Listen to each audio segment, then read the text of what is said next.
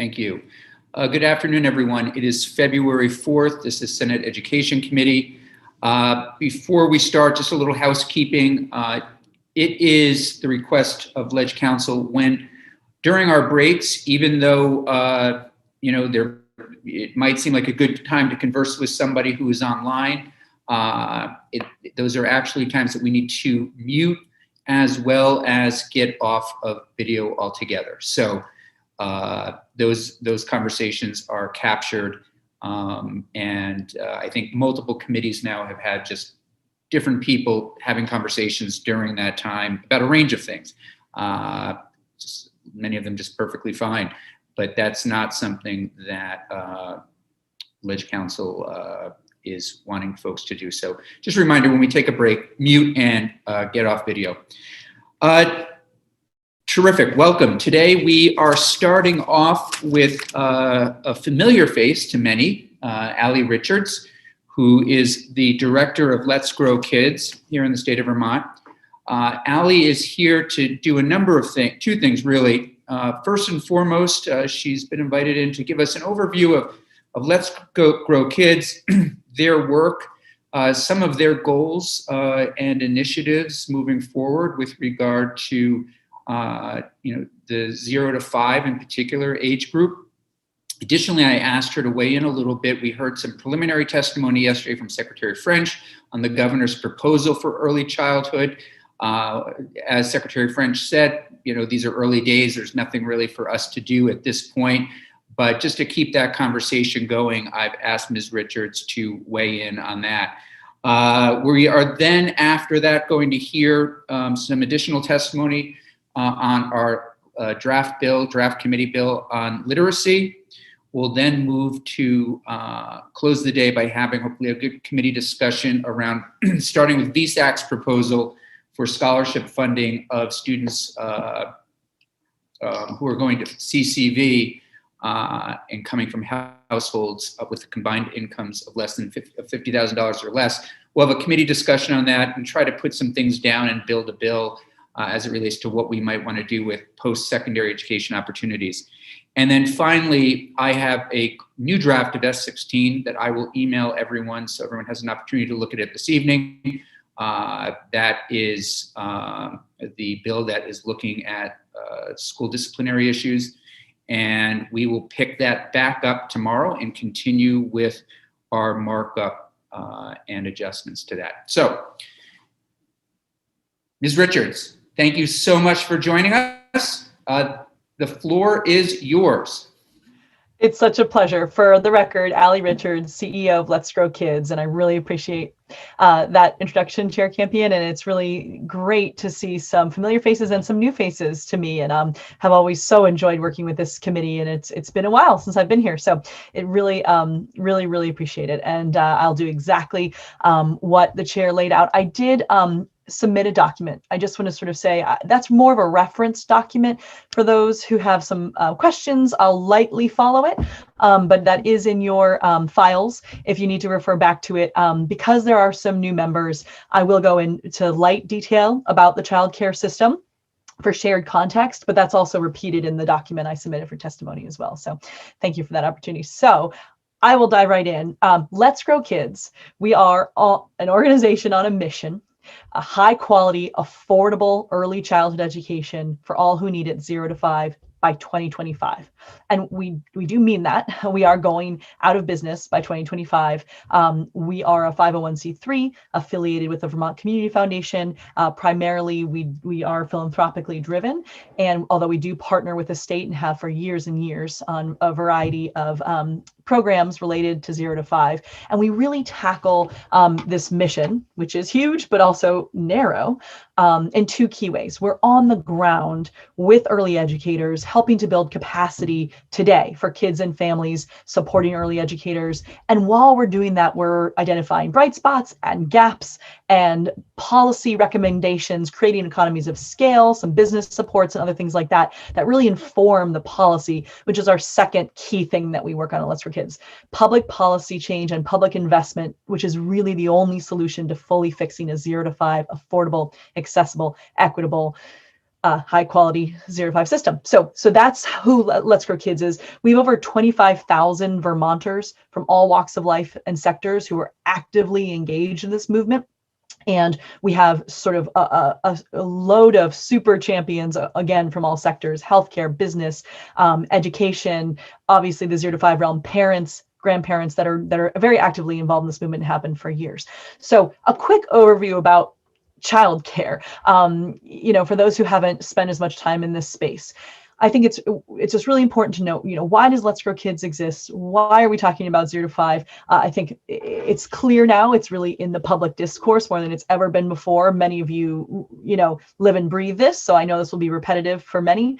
But it's this idea that actually so much about your health and your ability to learn and have healthy relationships and be successful in the world in all dimensions, critical thinking to stable relationships with others, it really forms between 0 and 5. It is such a crucial transformative time in your life.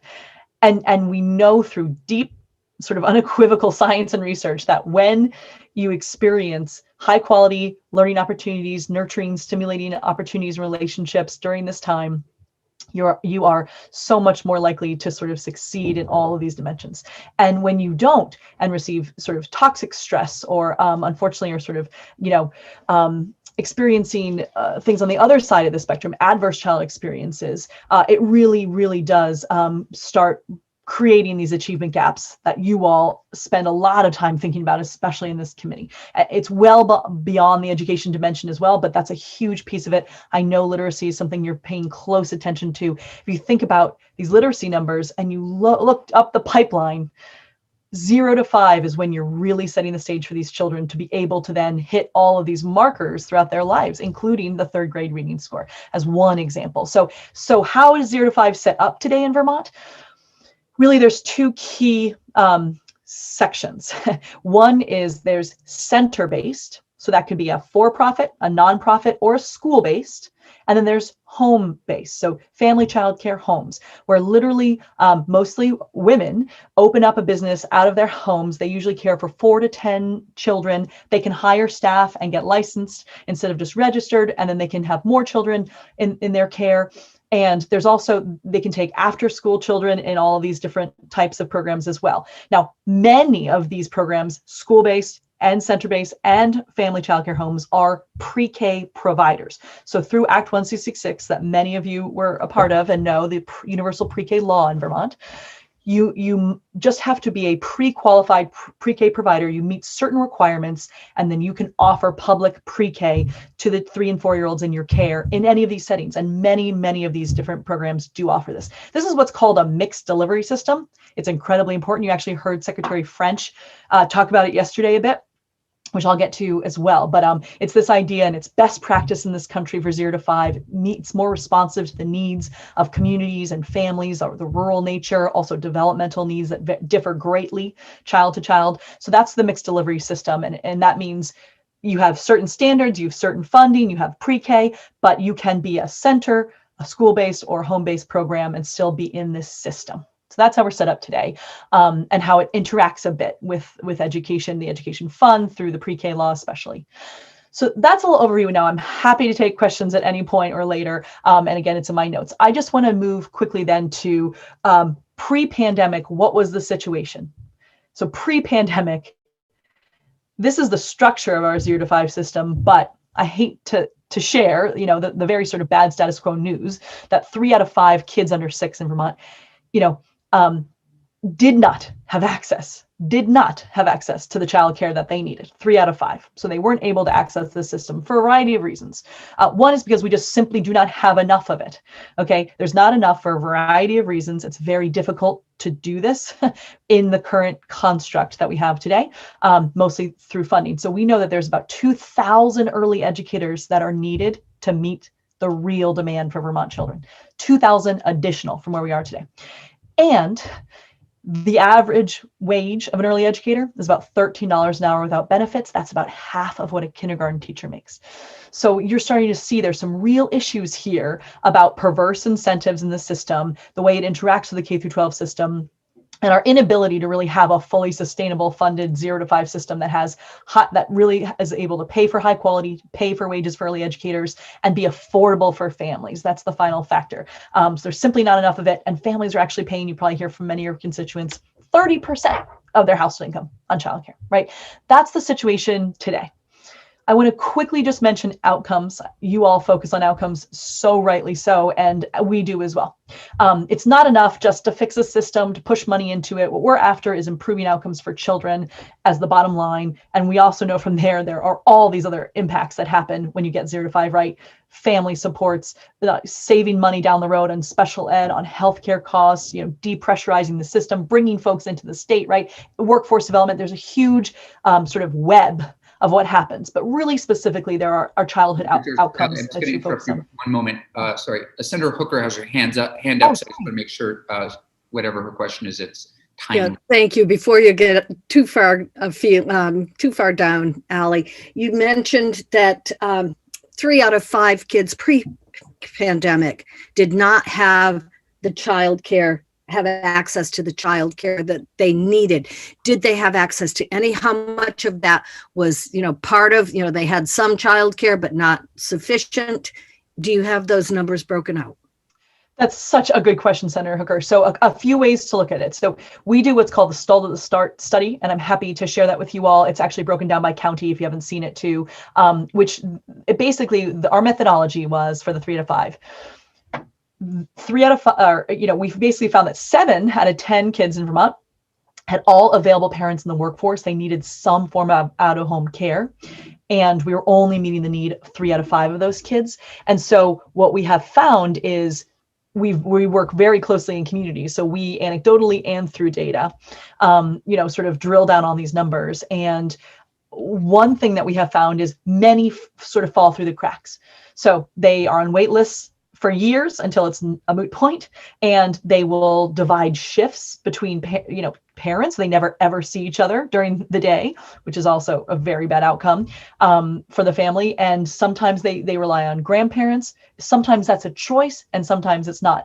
Or a lot of folks will drop out of the workforce. So this is sort of the anecdote to back up those numbers. The other thing is that we did a supply and demand survey with the University of Chicago in partnership with the legislature a few years ago. And we found that 1,400 Vermonters, and most of them were educated females, were not in a job that they either had or they had lined up because they couldn't find childcare. So what we have found is we're never making an argument about preference. We're never making an argument about what's best for a family.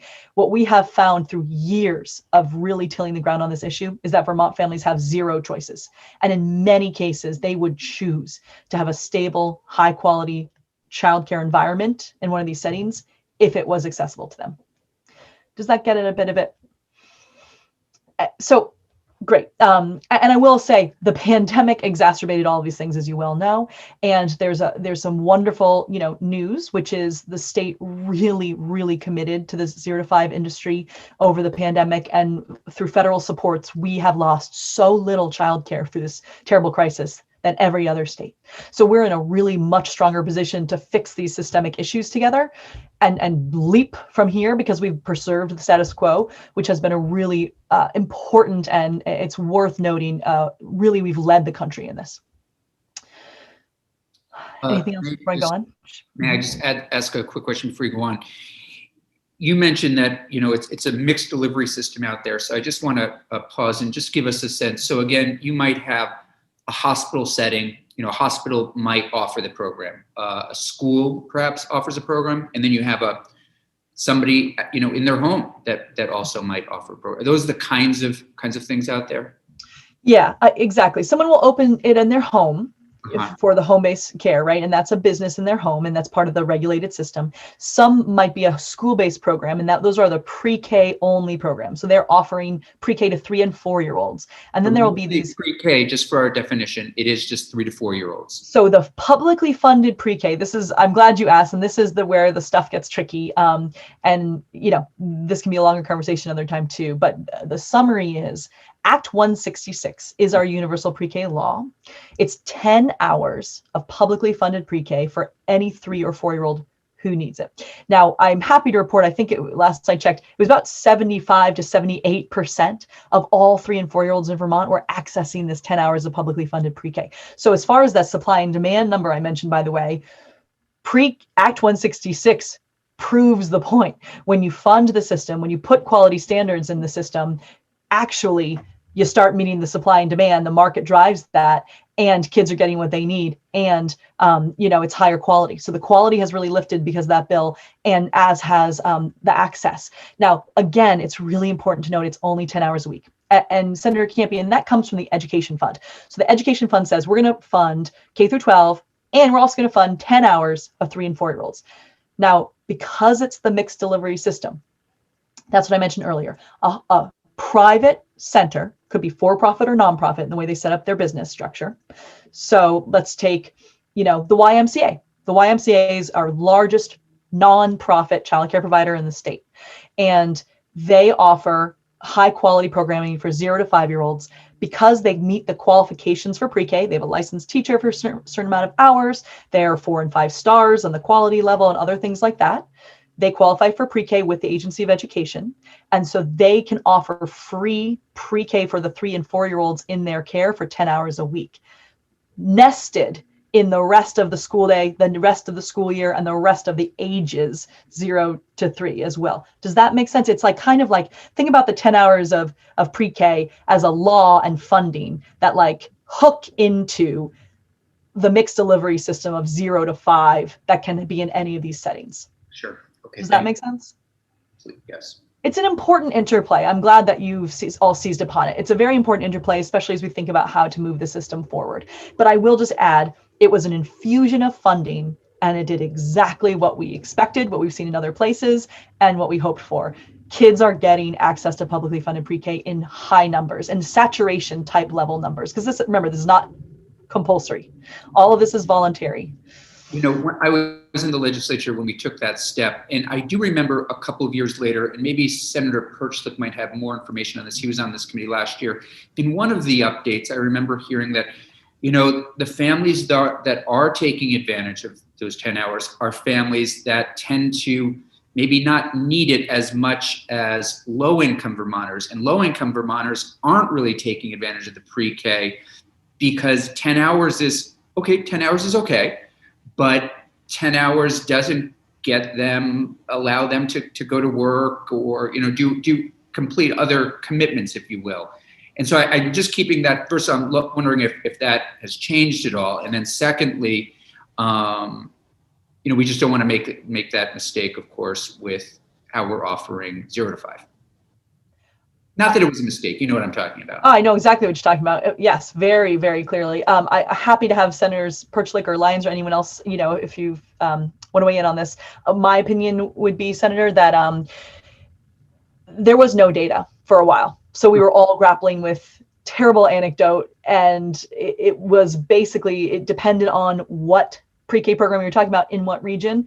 And then we finally got some data, and the data actually is not too bad on the free and reduced lunch. If you're using that Right. as your guidelines, there's actually some really nice access data across free reduced lunch for pre-K. And we're also at the level, like in Oklahoma, for example, they've had pre-K forever, which sometimes surprises folks. And they are about an 80% take-up rate. And we're, between 75 and 78%, and it's only been a few years. So now about the access, you're absolutely right. Transportation is always an issue. We've been very, sort of following and concerned about with other partners in this and other barriers like that. But the mixed delivery system is what is the key to get through those things. In other words, someone can take advantage of these 10 hours only of free public, high quality education in the Y, for example, and the child never needs to know. There's a seamless day from 7 a.m. to 5 p.m. The parents get that 10-hour, a week back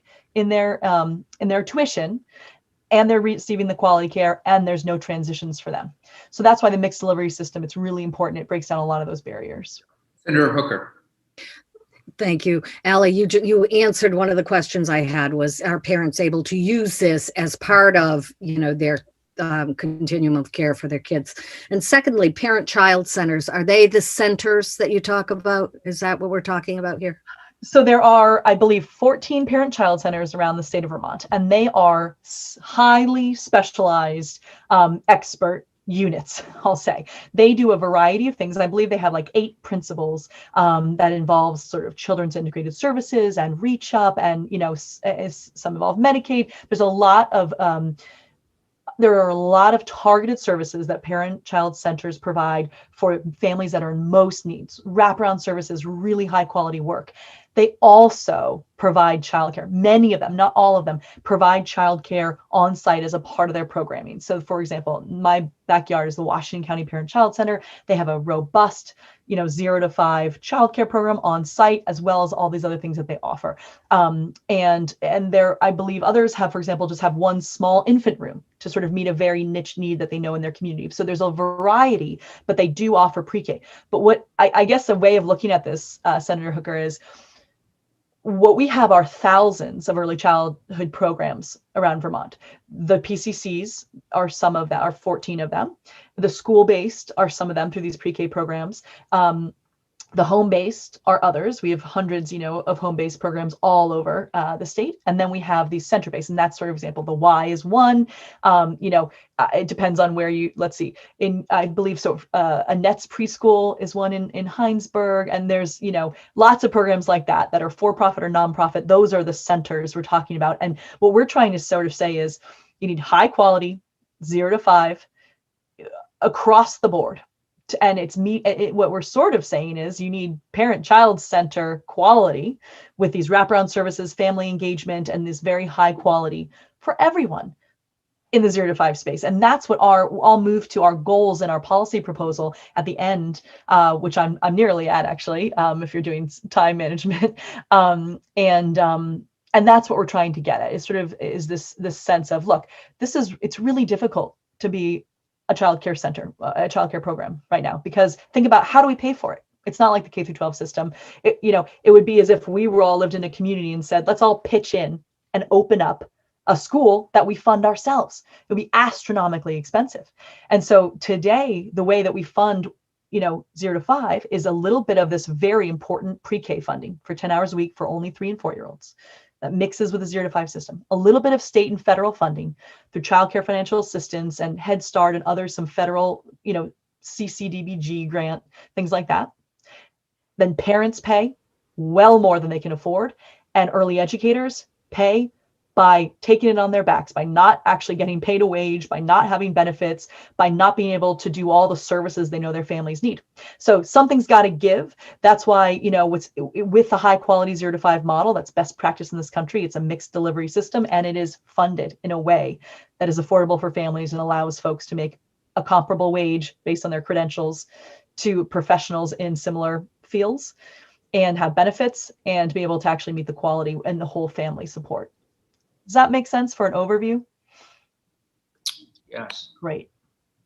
Wonderful. Okay, so I'll just zip through the rest so we can open up for conversation. I just want to touch upon the governor's proposal, Senator, if that works, and give you all the high-level goals of our plan. So I was mentioning outcomes. You mentioned free reduced lunch sort of equity pieces, Senator. So I just want to touch upon that. So glad you all pay so much attention to this. This, again, is deeply an equity issue, because what we know through clear data, common sense, and others, you all well have probably seen as you've gone through life, that these deep structural inequities, racial or socioeconomic or otherwise, absolutely are mitigated by giving every child a strong start at this transformative time in their development.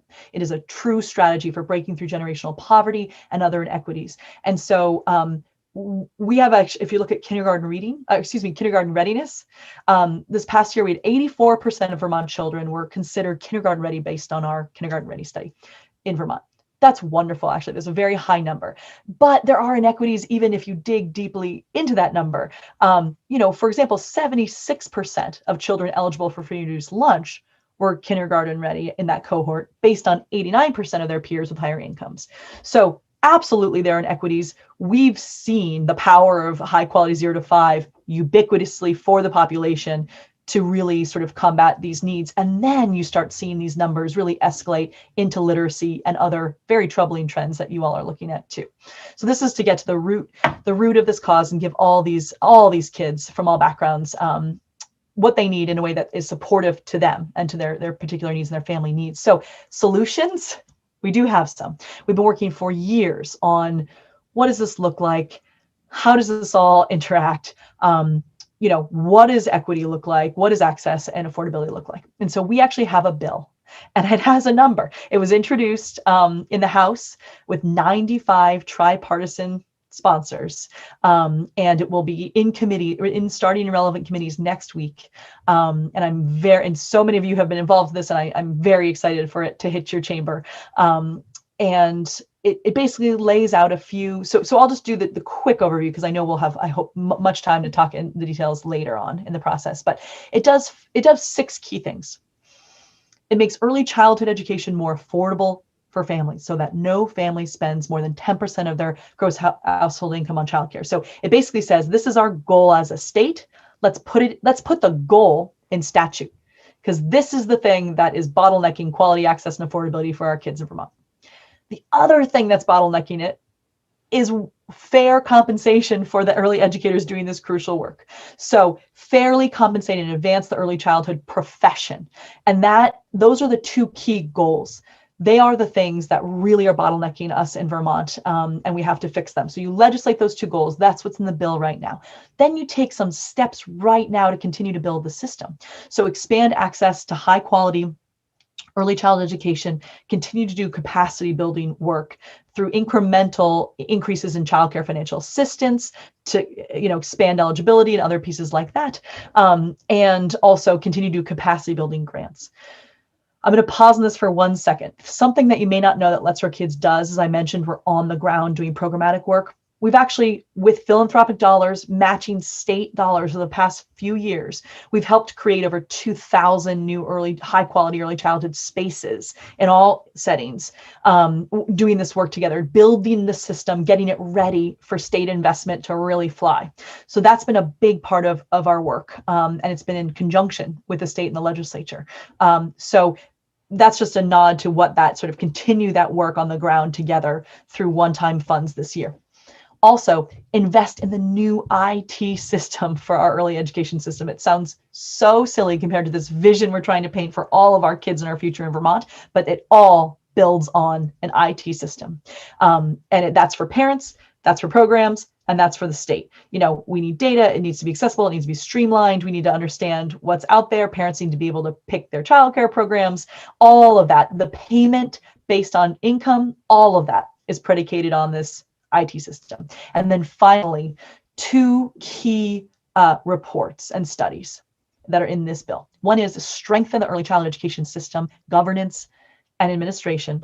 So really, really kick the tires on that. And finally, investment. Identify a long-term and sustainable funding source that will actually allow us to have a 0 to 5 system. So that's the goals. Thank you for allowing me to sort of preview that with you all. And it does actually dovetail beautifully with my reaction to the administration's proposals, which is just a very short piece. And again, then we can maybe just dig into any more details as you all would like. Basically, it's very reassuring that the governor continues to prioritize 0 to 5.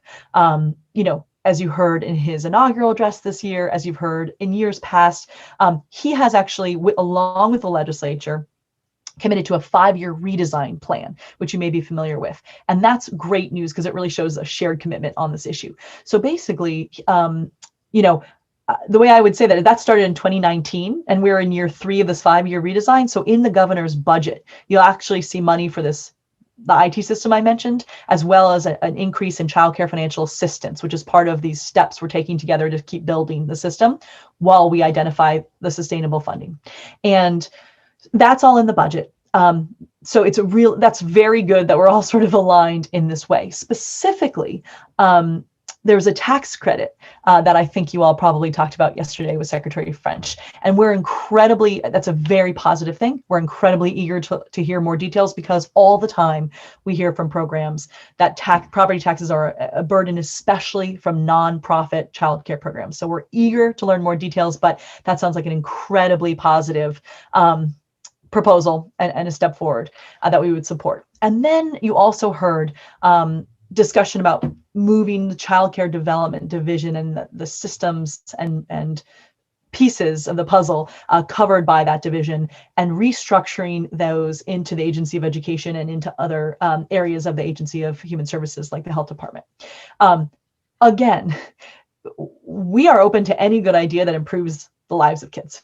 So we're very, very eager to understand this proposal more, to hear more details of what it would look like. But there are some key principles that we would really urge you all to keep in mind. Now, this is part of the governor's cradle to career discussion, which I know you heard from Secretary French. And, there are some great things about that include a continuum of education and data, and really supporting early educators to be a part of this cradle to career education system.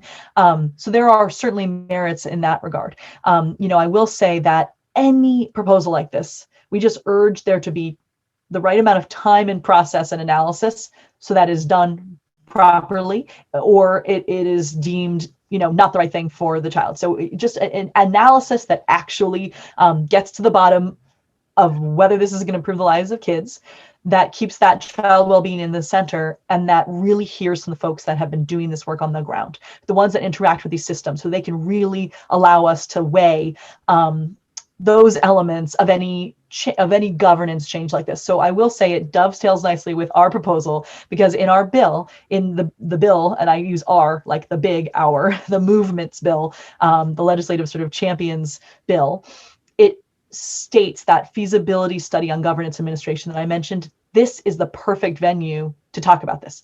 I think we should all take any good and new idea very, very seriously, give it its due process, and really understand what the details are and how it will play out in the field. But again, I have to reiterate, keeping the child at the center and really, truly listening to the folks on the ground doing the work. So that's a basic, thumbs up on hearing more, and very positive on the property tax exemption piece. And so I'm excited to hear you all continue to dig into that. And again, all ears with due process to really deeply consider the CDD to AOE move. Okay. Senator Lyons. All right. Thank you. Thank you, Allie. And as most people don't know, I work very hard with DCF to put the bill together, the child care bill together. Then the decision was made, who would introduce it first? So it's currently in the House, and I know that House Human Services will begin working on it. This is a continuum of effort that we've had over time, as Allie said, and I would really appreciate the input that Let's Grow Kids has had, in particular establishing some goals. I guess as you're talking and looking at your testimony, it's really clear to me that there's a distinction between early childhood education, which is 3 to 4 in our world, and then early child care, including the stuff that we see in parent-child centers and other areas. And just to let folks know that as we're looking at, as our committee in Health and Welfare is looking at this, we've been working, I think there's parallel worlds here. We've been working to fully integrate early child care with home visiting and other healthcare opportunities for a continuum of care in our healthcare reform. So this is an important dialogue to have, but for me, and I agree with Allie 100%, it's the measurable outcomes that we see, the standards that are in place at each stage, and each stage, of course, is different. So thank you for your testimony, and I know we'll be seeing you again here or there. I hope so. If I may, Chair, I'd love just to quickly respond to something Senator Lyons said about the distinction. I think I'm making more of a distinction about the money flow on pre-K with 3 and 4s, and I think that's really important. I think you'll even see in my testimony, I don't think I pointed this out, that we call it child care. This is the term of art. This is a term of phrase that folks, like it actually was daycare. Now we've really, these are professionals that care for children, not days. I think that there was a lot of from the field saying this doesn't really respect what we do. So there's been a move towards childcare. I will say the field is starting to call this early childhood education, which is absolutely the right way to start talking about this, because what we're saying is it's early care and learning is another way to put it. Right. I think what's really important for us to understand is there is a wraparound sort of holistic need here. It's the child's full need, and the family's full needs. So there are care components and there are learning components, which the COVID has really shown us that's true in K through 12 too. So in other words, there are care and learning needs that we should be very just like understanding of and transparent about, that meets the child and the whole family in all of these settings. Senator Perchlik. Thank you. Yeah, thanks for your testimony, Ms. Richards. It's always great to see your enthusiasm and hard work and heart and soul that you've put into the care and learning of our children. The couple of questions I had, and maybe this isn't really a question for you, but for the administration, but is your understanding on the tax credit, and maybe if instead of just answering what the administration is proposing of what Let's Grow Kids would like, I was unclear of whether they were proposing just the centers or any child care facility. So that would, I took it to mean that it included the home-based child care.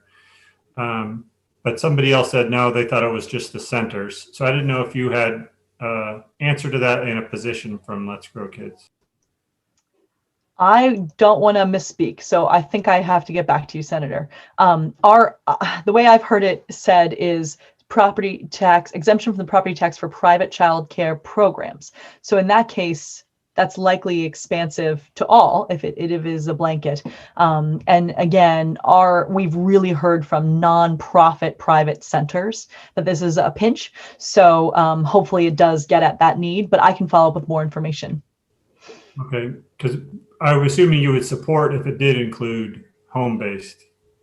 Absolutely. Yes. These are businesses that happen to be run out of homes. And so there's discussion of that. I think that was even floated specifically, by itself in years past. And there was discussion about divvying up square footage of a home, you know what I mean? And doing exemption of property tax on the portion that was the business. So there's been a lot of discussion on the details of this in previous years, but yes, any support you can give to an industry that really needs funding at its core is helpful.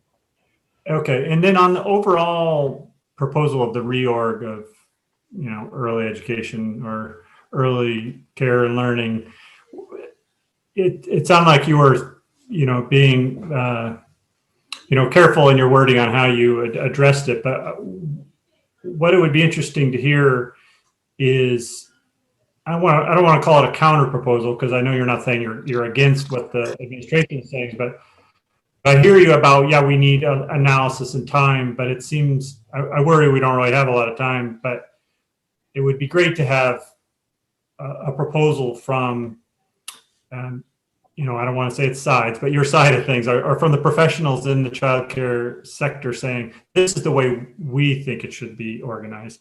We deal with the different programs. We have these two masters, so to speak, because we have this circle of care. They often deal with both Agency of Education and DCF every day, and it's a problem from the child care providers that I talk to. They don't like it. So it'd be great if they had a proposal back to us saying, this is the way we think it should be organized from us on the ground, if you know what I mean. That's a great point and suggestion. And I will say there's actually a lot of material that I'd be happy to share that has sort of happened in that vein. A lot of what we have done at Let's Grow Kids is channel kind of coalition and consensus-based work. And one of those things is the Blue Ribbon Commission on Financing High Quality Affordable Childcare. That was a large group of folks that was involved in that work from lots of different sectors, including on the ground. And it led to some of the key principles, like what does affordability really mean in Vermont? What does access mean? What does quality mean? And so we really adopted those as sort of a facilitator, an empty vessel for the movement here. And really, because that was really good work done by a lot of folks. Then that led to an appreciative inquiry summit that the Building Bright Futures our partners in Building Bright Futures hosted, with over 1,000 Vermonters involved from all walks of life, sort of weighing in on their needs for the system. That led to a smaller group doing a think tank. So just to give you a little sense, there's been an evolution that this kind of question has been touched upon in those, which is really like we've all really been coalescing as a community around that work over the years. So we could send you some of those reports if helpful. We have in our white paper that goes sort of as a companion with this, a lot of this actually analysis is done. So maybe I'd start by sending that to the committee, which it looks at best practice around governance. This has been very well studied, and no, I want to be clear, no state has holistically done a fully funded 0 to 5 system, but some regions have gotten pieces of it right. Some cities have gotten pieces of it right. So we're learning from all of that. And that's sort of in our proposal. It has some best practices based on all of that. And from the field actually has been quite vocal in our work and in developing the policy proposal that we put together. And I think, they would say there's some real deficits in the way it is done right now. I think a lot of people will agree with that. And there's some real assets. And so that's what you want to balance when looking at any possible restructuring. So just a little bit, I guess I'm giving you more context and possible future reading than a full concrete answer, because it's kind of complicated. Yeah, I know, understood. Thank you. Great. Ms. Richards, would you define as best you can high quality for us? And I may have missed it, and I apologize if we've already covered it, but financing is one thing, but how do we say, this is high quality and this might not be? I love that question. So there's a couple of ways to do that. And one is to say the Blue Ribbon Commission actually said, here's what we're going to say is high quality. And it was basically a hybrid of Head Start, very high quality. It's a federal program with very high quality standards and funding for low income families across this country. So it's very high quality, though. It's wraparound family supports, it's certain credentials needed for the early educators and other components of that. So that might be it, actually. So I'm trying to get the high quality piece. So what are the credentials? What are sort of the things? How would you walk into a program, I guess, and say, if I were a parent, this is the place, this is clearly high quality? That's an even better way to approach it. So basically, you walk into a program and it's high quality because, first of all, the environment is crucial. They call it sort of the second teacher. Safe, stimulating, nurturing environment with lots of, activities and age appropriate things, right, to do, materials, etc. What's really most important, though, so the environment is one aspect, and it's just very easy to identify, if you're thinking about just walking into a program and identifying this. But quality starts and finishes around the adult in the room. And I think so many understand that from the education lens as well. It's all about the interaction between the teacher and the child, and in so many aspects of our lives and sectors. So, but in this case, it's so true, and it's really well researched and documented, Senator, that some understanding of child development is needed, and the training and supports of that early educator is the core component of quality. And on the flip side, when you have a lot of turnover, which we actually see in this field because it's $13 an hour, you could get paid doing almost anything else. It's just so many of you must know early educators. They're passionate. They have had to be creative and work in adverse sort of situations for decades just to follow their passion and their training. And many of them have to have second jobs. They can't pay off their loans. So anyway, so on one hand, when you have tons of turnover, it's very poor quality, because that consistency for the child at this age is crucial. So it's a consistent, nurturing, well-prepared caregiver and educator who has some understanding of child development. Now, I will also point you to the field in Vermont is really organizing themselves through the Vermont Association of the Education of Young Children, Vermont AYC. And they are the professional organization. And as you may recall, nurses, they were sort of dismissed as, we've heard this from many as we've talked to other industries and stuff over the years, they were dismissed as pillow fluffers, not, longer than 50 years ago. And then they've turned into a profession of nursing with everything that goes with it, the training, the credentials, the wages, et cetera. So early education across this country is going through the same evolution. In Vermont, we're actually ahead of the curve. The field is very much involved. They're organizing themselves. And there's a framework at the national level that we are really embracing in Vermont through the field that really is, I can send you the information. It's also sort of touched upon in our proposal, but it's sort of like a licensing board with 3 levels, A, B, and C. And there are all these bridges that respect and honor the experience of the field today through any transition period, if that makes sense. So it's a really well thought out process. And parent might walk in and say, this is an A-level rated program, a B-level rated, there are standards, there are things that, the state would be going in to inspect and rate and say, hey, these guys are knocking it out of the park. These guys aren't. We're going to work with these, all that kind of thing. So we have what's called a quality rating system already, and it's called the STAR system. And there's 1, 2, 3, 4, and 5 stars. 4 and 5 are considered very high quality, and but it's also a spectrum, because when you open up your doors, you start at the beginning and then you grow. And there are incentives. You get more, for example, subsidy money for your children in your care program if you are at higher levels. So there are some financial incentives, but it's barely funded, so the market doesn't fully work at this moment. But so there is that currently. There's work that we're very involved with, Building Bright Futures, the state very involved with, to say what's the next generation of the 1, 2, 3, 4, and 5 stars, because a lot of research has been done in the meantime. And the big component is the focus on the workforce, supporting the workforce and compensating them with those credentials. So the ABC, just to be clear about that, are really more about the mix of professionals you need in a program.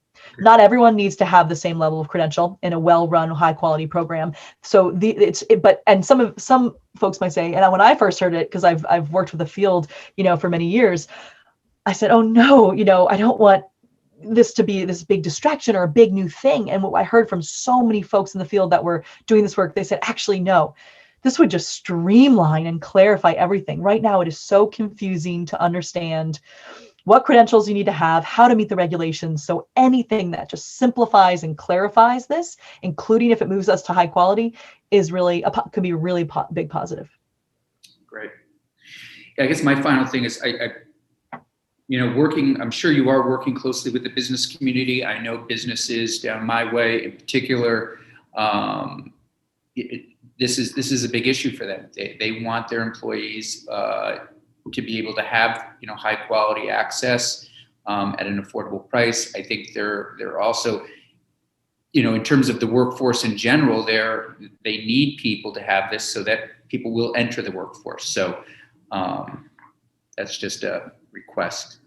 I would say you are, if you ever want to hear directly from the horse's mouth on that, there are so many business champions right now that are just so well informed about the ins and outs of the system, the needs of the system, how it affects their bottom line and their employees, and they're willing to share how crucial the childcare challenge sort of has been as an impediment, and how deeply they are willing to be involved in the solution right now, including thinking through the financing. So absolutely. And as we're wrapping up, I just have to acknowledge Senator Lyons, because it is a little funky to be in this group in a different sort of committee talking about this with one of our mega champions. I just have to say, Senator Lyons has been instrumental in getting the policy proposal to where it is today. So it feels odd to not mention that in this different setting. If I had a nickel for every time somebody came in here and celebrated Lions, I swear I'd be retired. Sorry to fall into that. Thankfully, I don't have an ego. She's just every single person. It's like, before I kick things off today, I noticed Senator Lyons is in the committee. Thank you, Allie. I needed that. I just get, such negative comments in this committee. You just heard it, right? Thank you. Oh. We tease the ones we love, right? Isn't that the saying? Senator Hooker. Thank you. Allie, can you clarify for me the Head Start connection here? I know it's a federal program. How many Head Start programs are there in the state? How many kids are they serving? Are they serving trying to serve the same kids that we're looking at? I need a little clarification on that. And secondly, you mentioned the need for 2,000 more providers. And is that based on a kind of child provider ratio based on the needs out there? How did you come up with that figure? Oh, such good questions. So we have some follow-up to do already, and this I'll add to the list. So I don't, off the top of my head, have the exact numbers on Head Start. What I will tell you is the shape of it, which I think might help, and then we can follow up with that. So one is, so it's like you said, exactly, it's federal dollars, a federal program, direct to community. So that's a little interesting about that. A lot of what we do is on the state level, but that's sort of, that's money and regulations, like quality standards, that goes straight from the feds to the communities. And I believe we have like 12 grantees, I believe they're called, of the Head Start dollars all around the state, and they serve regions, and they're nested in different places. For example, in central Vermont, it's the Capstone Community Action Agency does the Head Start work. And, there's Champlain Valley Head Start, Paul Berman, who's also the head of the association right now, the Head Start Association of Vermont. So they all work together well. They all gather regularly. And I would actually just probably recommend you bring a few of them in. They're wonderful. They're very smart. They have the whole ecosystem in their minds because they see it from a very important perspective, from the Head Start perspective. And anyway, we can follow up with some of the numbers. Then I would say, think of the whole system like a layer cake, which is kind of best practice. And it's what we're going for because it's really efficient. It doesn't waste any money. And in other words, a high quality program like one in Newport that we've worked with, and Ready, Set, Grow, it's called, they take Head Start dollars first, right? So they are a Head Start, they meet the quality, guidelines. So they are a Head Start partner. So they get Head Start dollars that only can use towards the low income families in their program. So there's a very sharp cutoff for the eligible families for Head Start dollars. And then they're a pre-K provider. So they layer on the pre-K state dollars. And then they have lower income families that are eligible for childcare financial assistance, which we do have this program in Vermont, although it's not really well funded to fully, be affordable for all. But that's part of what's in our proposal. So they layer that. And then they sort of see what's left over to have a high quality program, all the other services that they provide, and then they set tuition from there, if that makes sense. So there's beautiful coordination happening on the ground. This is why, though, we do need to have a conversation about the system governance because it's complicated. And it doesn't probably make sense for every single thousands of providers from 4 kids to, 150 kids or more to be dealing with all of this minutia themselves. It's a lot of, business that they have to take care of, when they're not caring and educating these children. So I think that's a really good reason why we should look at the governance and data and accountability and oversight carefully together over the course of the next year as this policy moves forward. Oh, and you had another question about how do we come up with the 2,000. I actually have a full report for you with a lot of endnotes that you can dig into. But the summary is we took the supply and demand analysis of if we actually were meeting the need of about 70%, which I think was a good average for a lot of reasons, saturation rates, plus what we've identified as need. If about 70% of kids in Vermont need this care based on the ratios, based on current programming. That's how many more adults, early educators you will need to meet the need. And back to Senator Campion's point about the economic ramifications of that, just for a minute, visualize an investment like this in Vermont. It all goes to Vermonters, every penny. It goes back to Vermonters so they can afford childcare. It goes to create 2,000 new jobs in the industry. It lifts the industry out of poverty wages, and it puts thousands of Vermonters back to work because they can find and afford childcare. So every dollar, because it goes to affordability and wages, which are and compensation, which are the 2 key components that are not funded, have that aspect to them. Great. Any other questions? Ms. Richard, Senator Chinden. I'll just say, Mrs. Richards, I'm sorry I didn't ask any thoughtful questions, but I want you to know I completely sympathize and support this agenda. I have 3 kids, and I have experienced firsthand how expensive and how much need there is for more childcare and more affordable childcare in this state. So thank you for everything you're doing. Thank you very much, Senator. I appreciate hearing that as I sit in my parents' bedroom because they are my sole childcare for my 2-year-old twins through this pandemic because I lost my childcare too. Thank you very much for that. Senator Terenzini. I'll echo what Senator Chittenden just said, except I have 4 kids and he has 3. So Woo!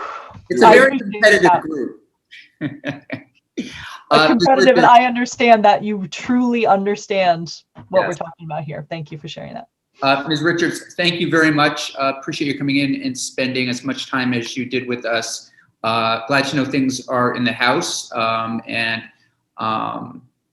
looks like this is something that certainly Senator Lyons will be involved in with regard to her committee, and it likely will make its way over here at some point as well when it, after crossover. So it's good to have this heads up. So thank you. Thank you very much. I look forward to being with you all again. Bye. Thank you. Committee, let's just take a 5-minute stretch and we'll come back and jump into literacy. Reminder to mute and get rid of your video. Thank you.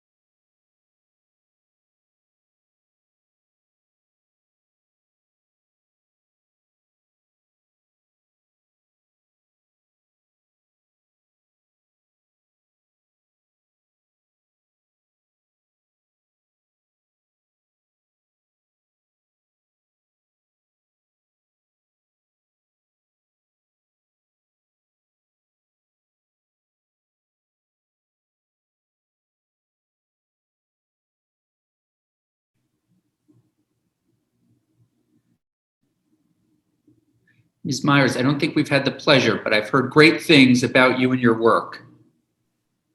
Thank you. I'm excited to be here. It's great to have you here.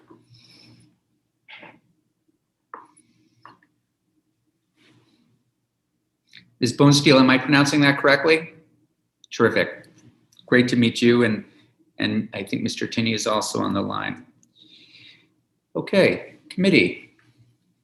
We are, if you're following along at home, we are picking up the literacy bill, of which we have a draft of, a draft committee bill based on some conversations with the Agency of Education and our general interest in working to improve literacy here in the state of Vermont. So with that, we have our first witnesses in to talk with us about the draft bill. It does a few things, and so we are going to hear from first Chelsea Myers, who is with the Associate Director of the Vermont Superintendents Association. Then we'll hear from Libby Bonesteel, who is a superintendent of schools in the Montpelier Roxbury Public School District, and then Donald Tinney, who is the president of the Vermont NEA. So, Ms. Myers, take it away. Thank you. Thank you for having us here to present on this really important topic. Just quickly, Chelsea Myers, Associate Executive Director of the Vermont Superintendents Association.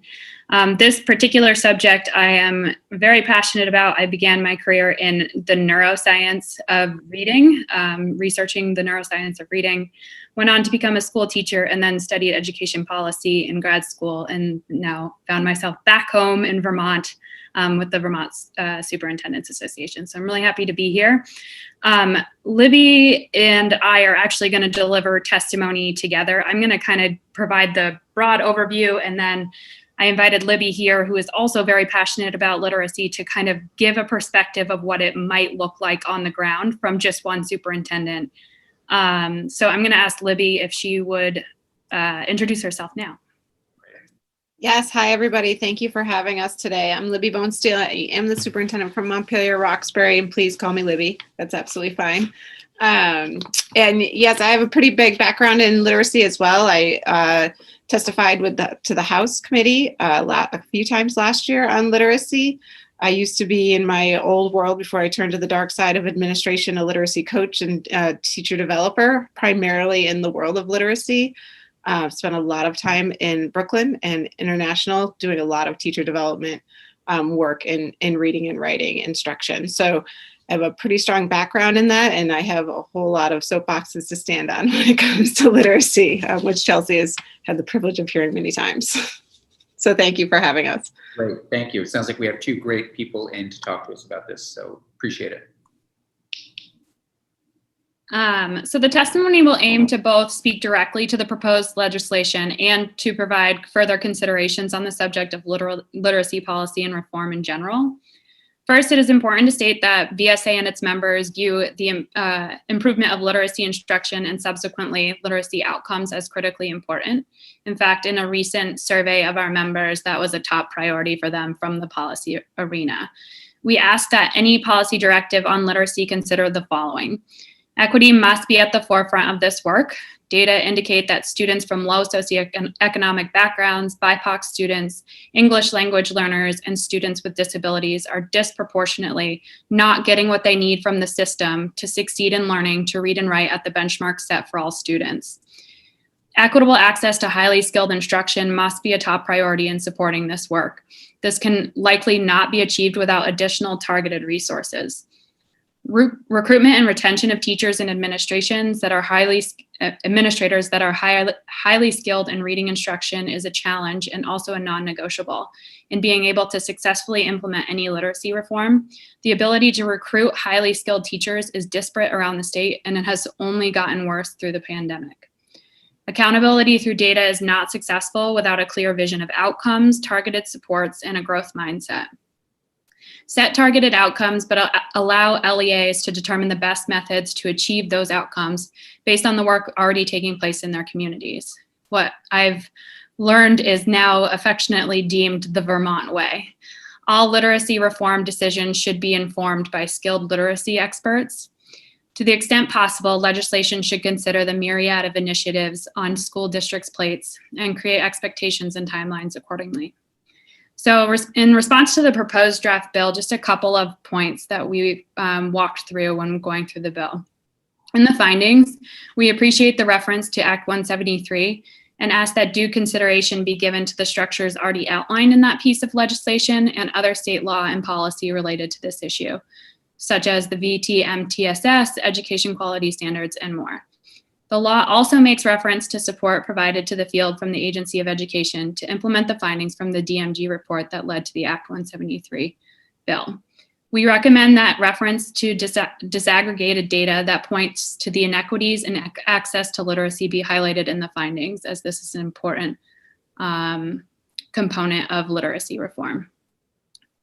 So to get into the specific details, in Part 18, the school board policy, the vehicle proposed to facilitate the recommendations in A through C is a board policy. We recommend speaking with the Vermont School Boards Association on the use of board policy to achieve the stated goals. It might be that adopting a school board policy for some of these recommendations is an unnecessary step. In terms of a benchmark literacy assessment, we believe this is a very useful idea. Schools are already using benchmark literacy assessments to monitor student progress in academic skill areas, including reading. Statewide data from pre-K to grade 3 should be used to monitor progress in literacy achievement and subsequently to inform professional learning and future policy initiatives. The Agency of Education should outline what it expects to do with the data when collected.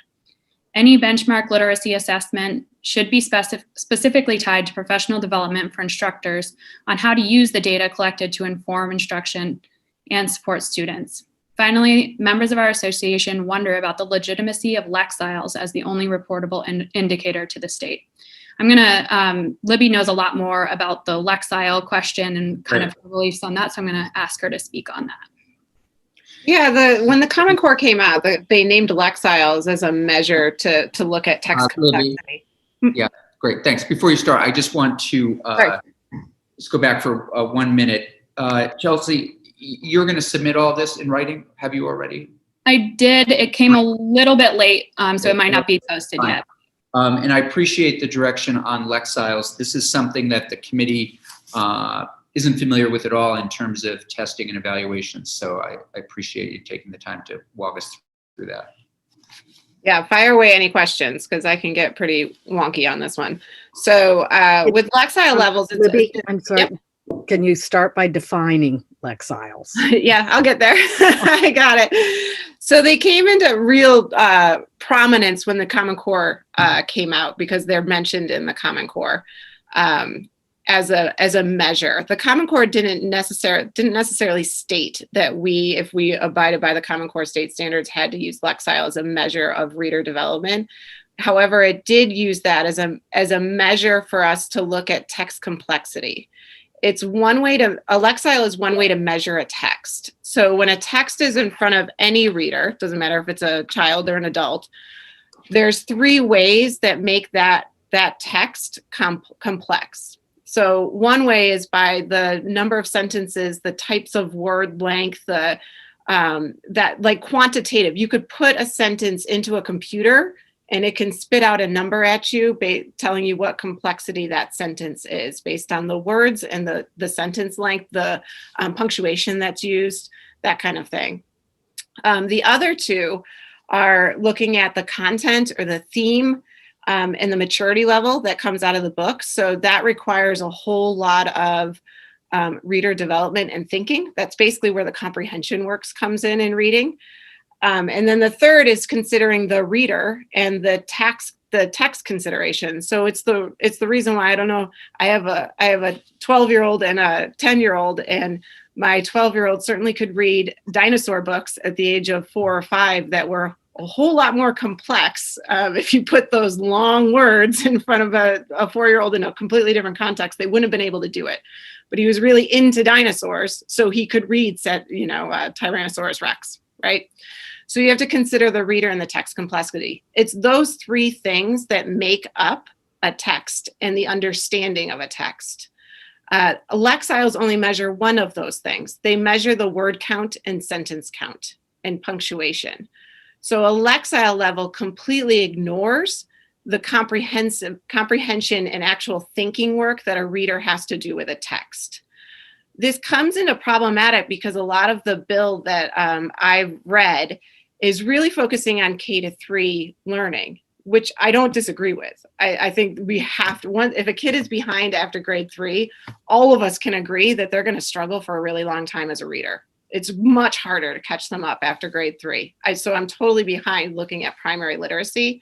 However, there's no Lexile for primary literacy. The books are too simple, right? The complexity is not, it's not complex enough. Lexiles actually start in the Common Core, really having meaning in the grades 2nd grade to 3rd grade band.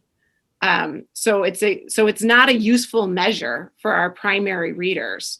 There are other useful measures that we could look at, but it's not a useful measure. So that's one reason why I would really question the use of Lexiles as a measure in which districts are to report out scores. Another is that one of our goals, of course, any one of us would agree, is to create lifelong critical thinkers and readers, right? We want our kids to choose books as something to do in life, right? It's something to do. Rather than play video games or watch TV, we want them to pick up those books and really enjoy it and be a lifelong reader. In order to do that, it has nothing to do with sentence count or word count or the type of punctuation. It has to do with the reader. It has to do with their interest in the book, and it has to do with the meaning the reader makes from those books. The two areas that Lexiles do not measure. And so when you're putting Lexile pieces into a law, what we tend to do as educators is define our practice with those words, right? And we don't want to have teachers defining what reading is simply by counting the words in the sentences. That's a very concerning idea for me. And then very quickly, the other thing that I want to point out is that because it only counts words, it's not an accurate source for books. So I would encourage the committee, just Google Lexile appropriateness or something like that. The book Night by Elie Wiesel, that is talking about the horrors of the Holocaust. Is everybody familiar with that book? Yes. It's very poignant. It's talking about his experiences in the Holocaust in Auschwitz and Bergen-Belsen. Sorry, the two. Bergen-Belsen. Yeah, thank you, Senator Lyons. That's when you put that through a Lexile reader, it's at the 2nd grade band. Like that's a 2nd grade book according to Lexiles, right? The book Maze Runner, which is a YA novel, it's a young adult novel. It's about a group of boys who are kidnapped and put into a maze, and one girl joins them. So there's a lot of sexual overtones, and then zombies attack them. And it has a lot of death and a lot of violence in it. That's a 2nd to 3rd grade band in the Lexile because the sentence structure is so simple in the book. When I was a 2nd grade teacher, and so something like the A to Z mysteries, which is like, going to find out if that little character has the stolen ball, right? That's an appropriate book for a 2nd and 3rd grade reader. Lexiles aren't an appropriate measure for what we want our educators to be putting in front of kids necessarily. So there's a lot of challenges to Lexile. It's I actually like the Common Core as a standards document. I wish they never used that word, however. So I would encourage any effort to quantify reading, and I'm not sure if that belongs in a law or not, but any measure that quantifies reading really goes back to what we believe in Vermont, which is proficiency-based understanding. So what's the proficiency we want kids at the end of kindergarten to have? Our Common Core does that. It points it out pretty specifically, and we could easily create a local assessment plan statewide. I'm not against that, statewide, that can look at proficiencies in grades K through 3 that involve the decoding, phonics, that kind of thing that Lexiles look at or might measure, and also takes into consideration making meaning, understanding, critical thinking skills, all of those beginning pieces. So Chelsea, you want to keep going? That's my soapbox on Lexiles, but I'm happy to also take any questions you have. Yeah, well, let's just pause there for a moment and just talk about evaluations and what you would recommend us to use as it relates to, this third grade level. I think you agree, I think we have a problem in this state. I mean, our neighbors in the South, in Massachusetts and other states, Mississippi, we know, is knocking it out of the park with literacy rates, and getting kids to read, not only for pleasure, but of course, these are skills that, are keeping some kids, or lack of skills, out of the job market. So how would you recommend we evaluate third graders, or not? Third graders. I think they're accountability for me. I mean, maybe it's younger. Maybe it sounds to me like, we did hear from one a colleague, perhaps of yours, another literacy expert, that said, first grade is really key. Oh yeah. So maybe it's not third grade. First grade is actually, if I'm slightly biased because, again, I was a first grade, second grade teacher, but first grade is by far the hardest grade to teach in a K-12 system. We need the best teachers in first grade. And I can give you the reason why in terms of reading. In terms of reading, a first grader a 6-year-old comes into the classroom reading very patterned text. Words are the same except for that last word on the page. They use the pictures quite heavily in order to read it. They end with doing episodic chapter books like Henry and Mudge. So it's a literal chapter book, very simple chapter book for beginning chapter book, but that's where they end first grade. There's a huge amount of growth. Right. So right there alone, I mean, knowing that, putting a lot of emphasis on kindergarten and first grade reading would get us very far, very far. And because then second and third grade is building that body. Second and third grade is much more about quantity and reading a lot and growing this idea of, I know how books tend to go. First and second grade, kindergarten and first grade is very much getting the skills you need. Those skills can be pretty easily measured through a proficiency-based assessment, like letter ID and recognition, like letter sound correspondence, like phonemic awareness and rhyming, and a simple retell, what happened in that book, which is the basics for comprehension that any kid needs. These are all things that can be measured relatively quickly.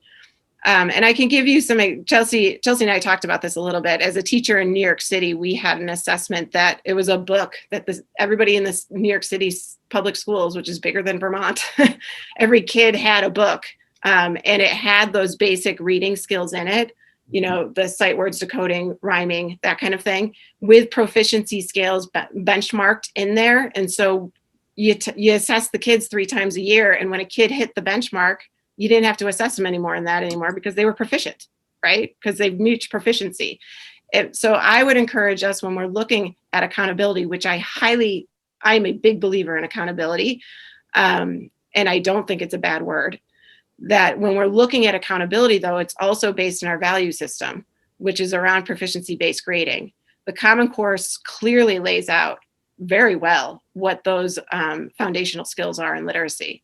And we can use that as a gateway to developing a top-notch accountability system. And then it goes to what Chelsea was just referring to earlier in terms of using that data to create professional development opportunities for our teachers, particularly at the primary level, because I believe we do need a lot of professional development there.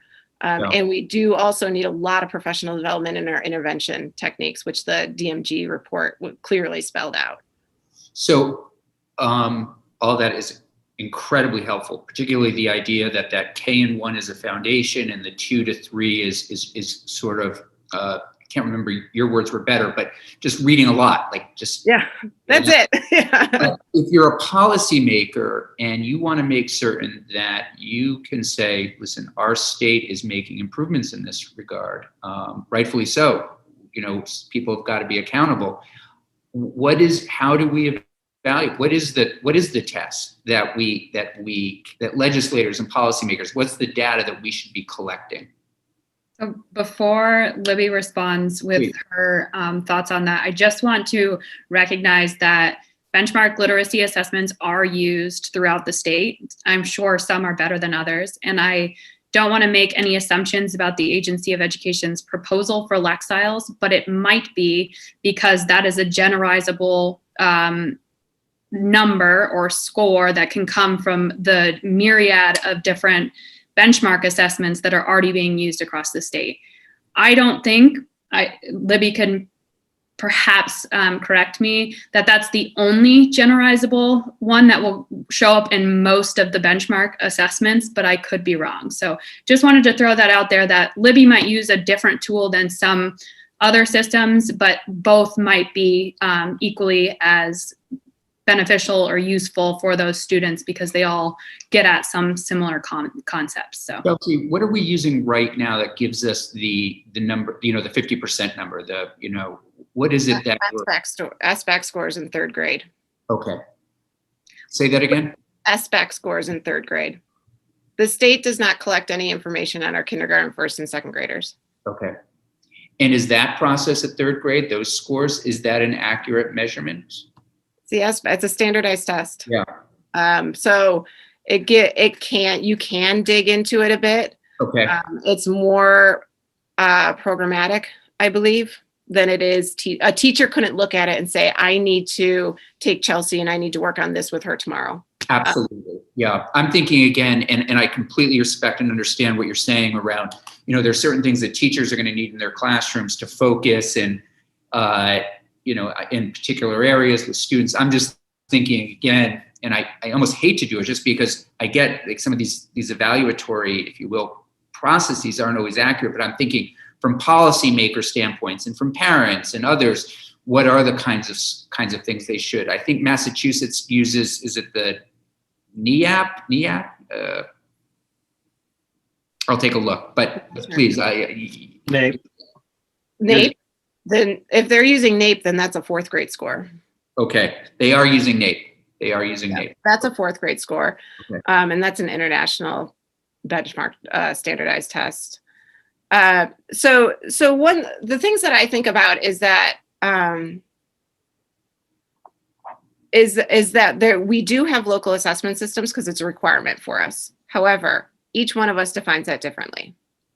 So if we're thinking about policy and really saying that foundational skills, which is the language of the Common Core, foundational skills and literacy are essential to creating lifelong readers, which they are. There's no denying that. Then the state might want to think about a statewide foundational skill assessment that we have to report out. There's not that many of them, first of all. We can make pretty broad things. So to do that type of assessment is not primary teachers mostly are doing them anyway, I would imagine, but I don't know because everybody's is different. So I used to be a curriculum director up in the Swanton area for Missisquoi Valley. Our local assessment plan was very different than what my local assessment plan here is in Montpelier Roxbury. Does it probably get at the same things? Maybe. We don't necessarily report it the same way here. So there's just differences. So yes, we have one, but we don't report it to the Agency of Education. So there's little accountability at that level, at the K3 level or K2 level. And they're all different. Another concept could be to allow a couple of choices. So then you are not thrusting a ton of change if it's measuring similar components of reading.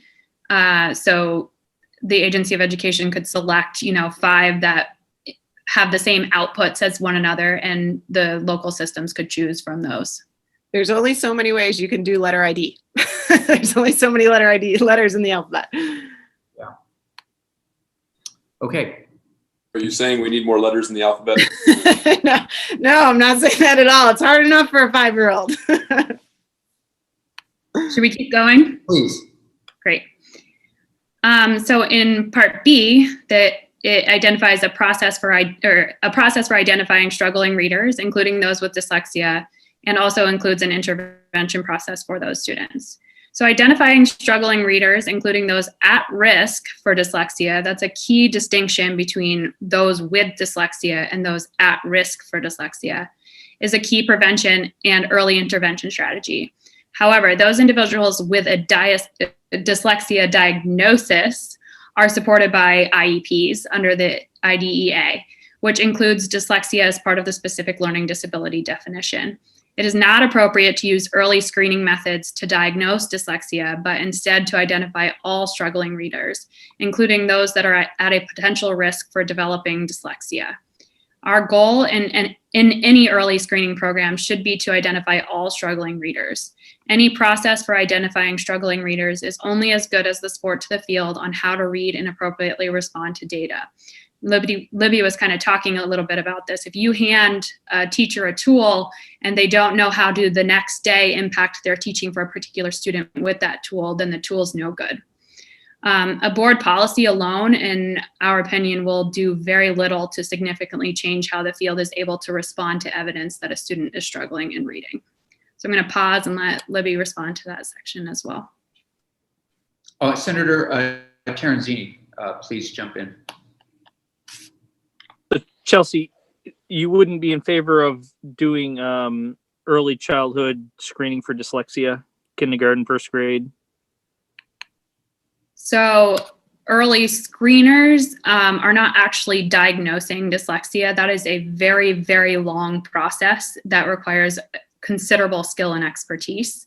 I would imagine that in local assessment plans, and Libby can correct me if I'm wrong, there are already tools being used to screen students that might have difficulties meeting literacy benchmarks, which would include risk factors for later developing dyslexia.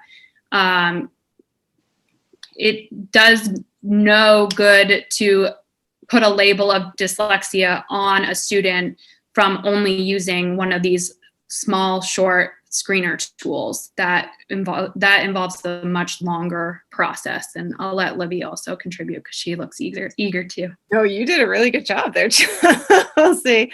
You did a really nice job. Dyslexia is a special education identification. IDEA does take care of dyslexia. It would be doubling up on that.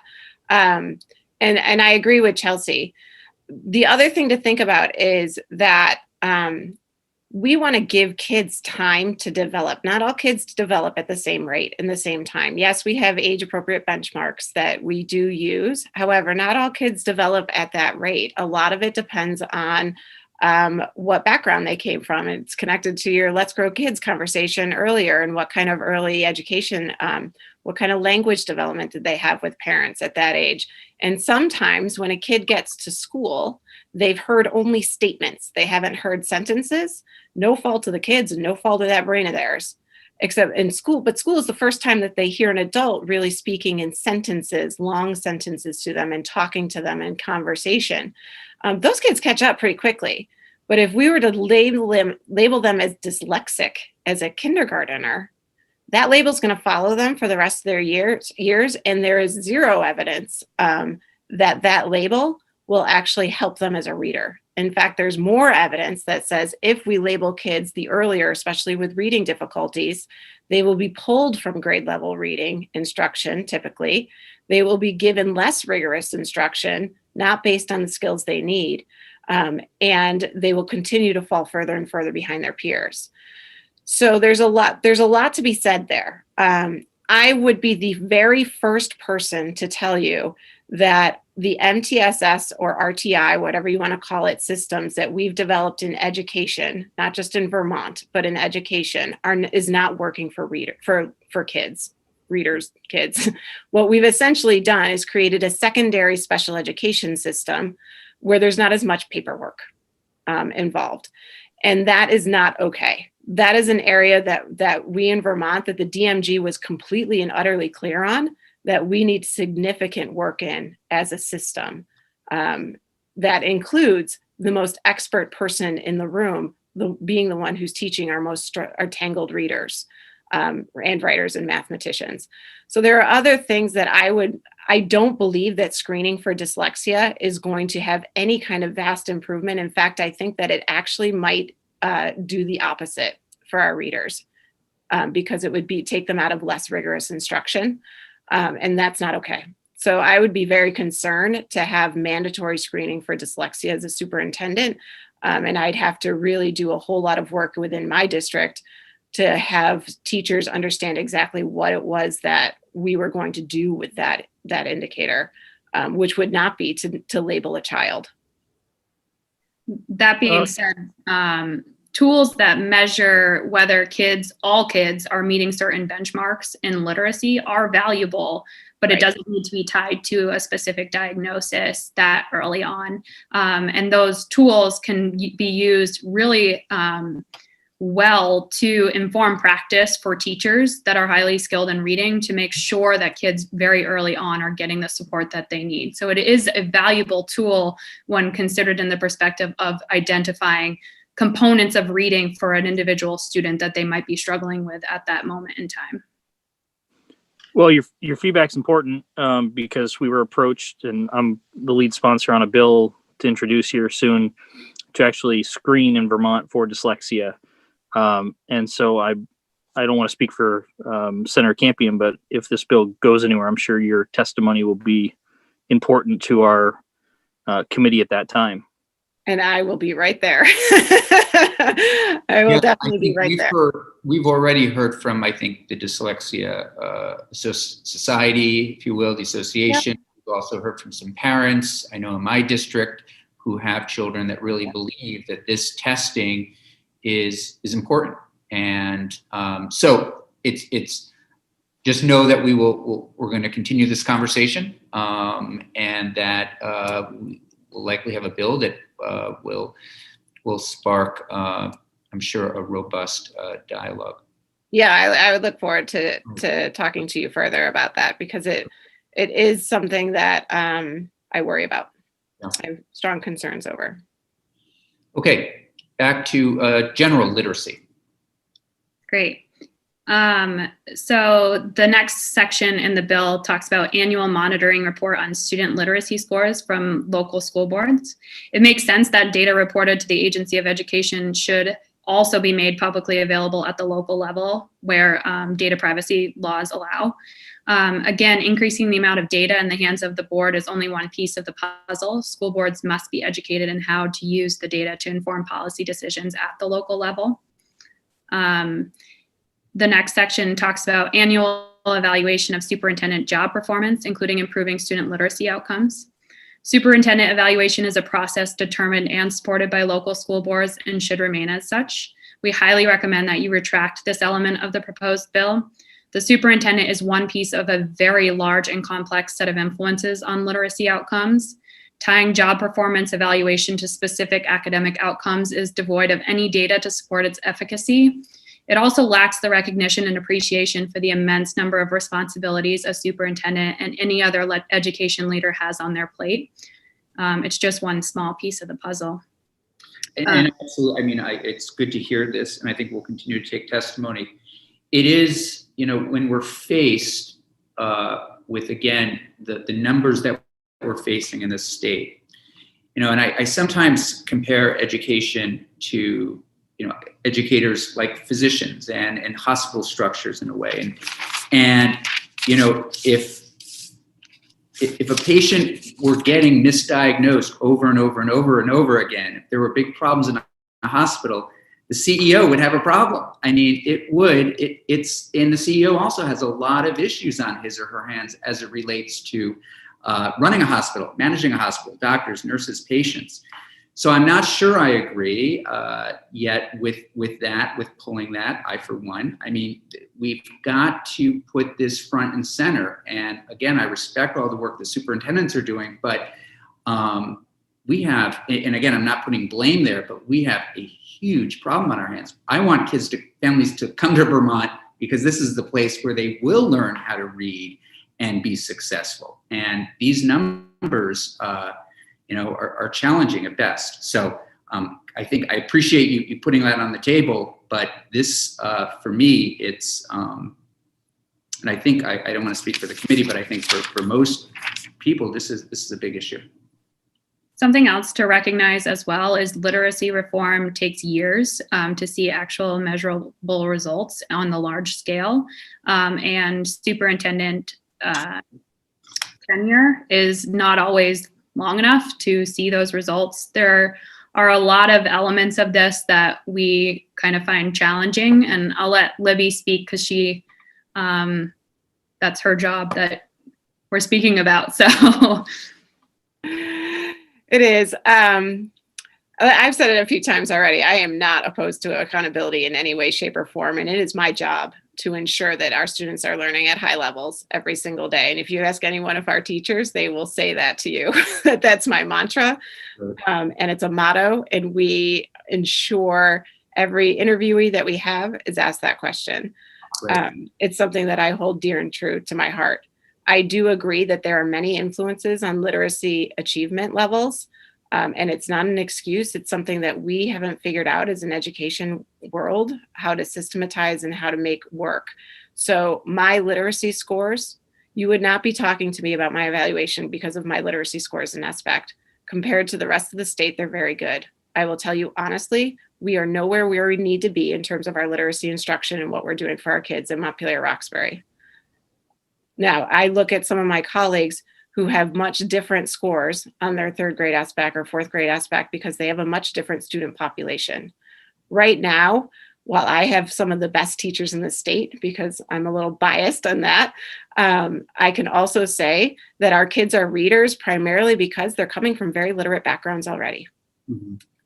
And so that has nothing to do with me as in my job performance as superintendent. It's because I was hired in Montpelier-Roxbury and I wasn't hired in Winooski, which is they're coming from much different language backgrounds, much different socioeconomic backgrounds. And so and there's a whole lot of work to do that encompasses a lot there. And I'm not kid blaming. I'm the last person to kid blame, and I certainly am not family blaming. However, literacy is too complex.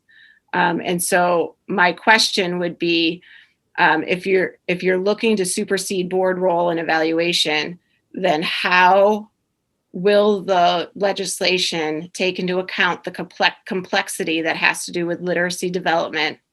And how will you take into account the socioeconomic factors that many communities in Vermont are different?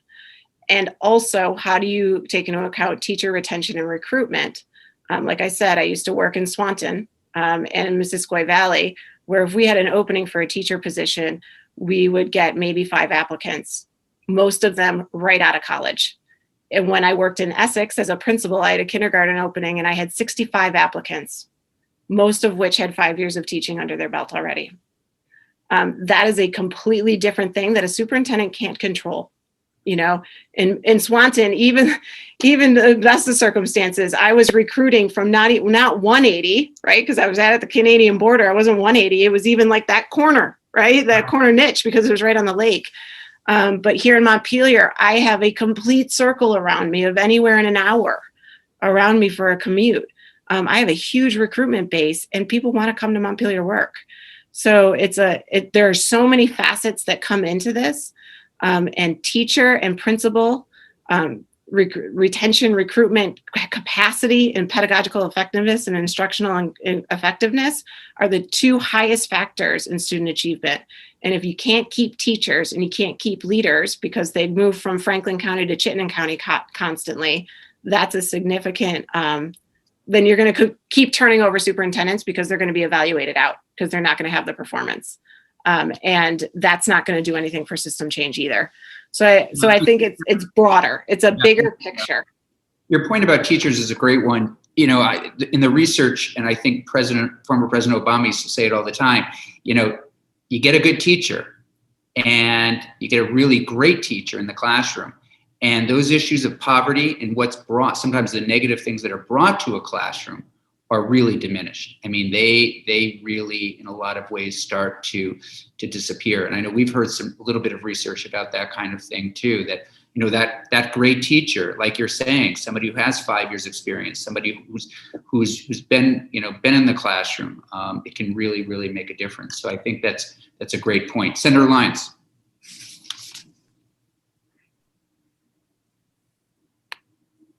There it goes.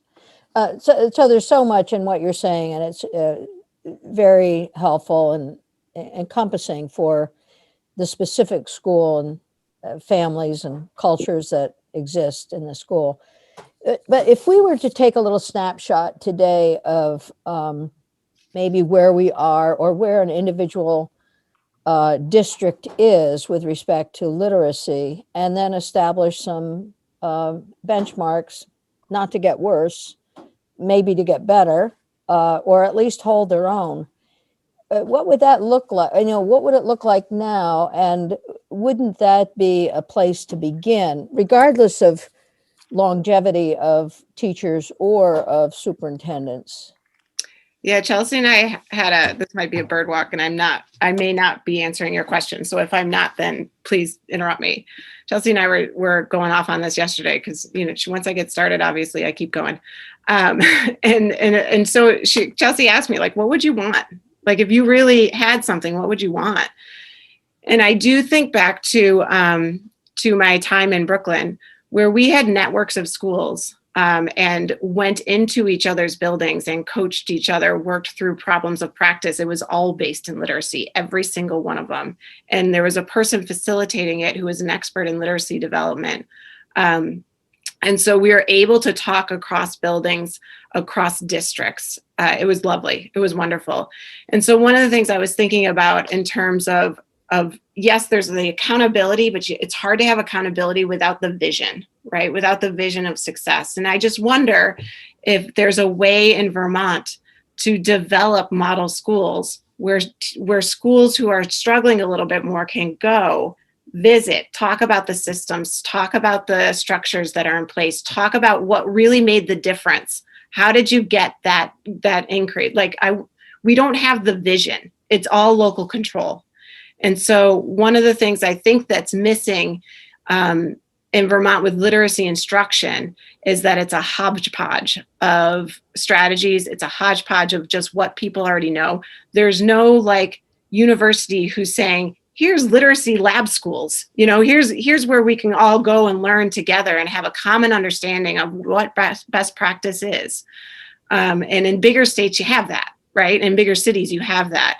So I just wonder if we could somehow, if we're thinking out of the box, thinking about what that vision is, hold schools accountable based on proficiency marks and proficiencies that we name, right? And then get them support through our colleagues in other buildings rather than shaming and blaming a little bit. I agree with you on that 100%. And I know that, I see Don Tinney is here. I know that the NEA in the past has had some statewide conferences that included teachers' development on best practices in various areas. And wouldn't that be a neat place to start? So doesn't have to be school by school, but certainly a cohort of educators or administrators. And what we know about growth, right? And what actually influences teacher change and pedagogical practice change is that conferences and one-shot deals may influence thinking about 5% of the time, right? And so but instructional coaching, a strong instructional coach influences practice about 85% of the time. You combine instructional coaching with networking and systems development with experts, that increases it to 95%. So we want to think about what do we know about change efforts and what do we know about how people actually change and sustain the change over time. Because we all know the research around you get a new math textbook and the next year you have higher math scores and then 2 years later you don't, right? So how do we sustain the change? And that's through a high quality instructional coaching program, which not every school in the state has. And it's through networking with experts, and it's talking and collaborating about that practice. And so we could develop that kind of thing in Vermont. We're small enough. We could develop it. So if we're thinking about money, I know part of this bill was about money. How do we encourage school districts at a time when budgets are tight and are not going to get any looser in the next few years to really think about literacy coaching? And then how do we coach those coaches up to become experts? So they're not just the first grade teacher who's really good with kids, right? How do we really coach them up so that they're experts in their field? And could we do that statewide so that we have a common understanding of what it means?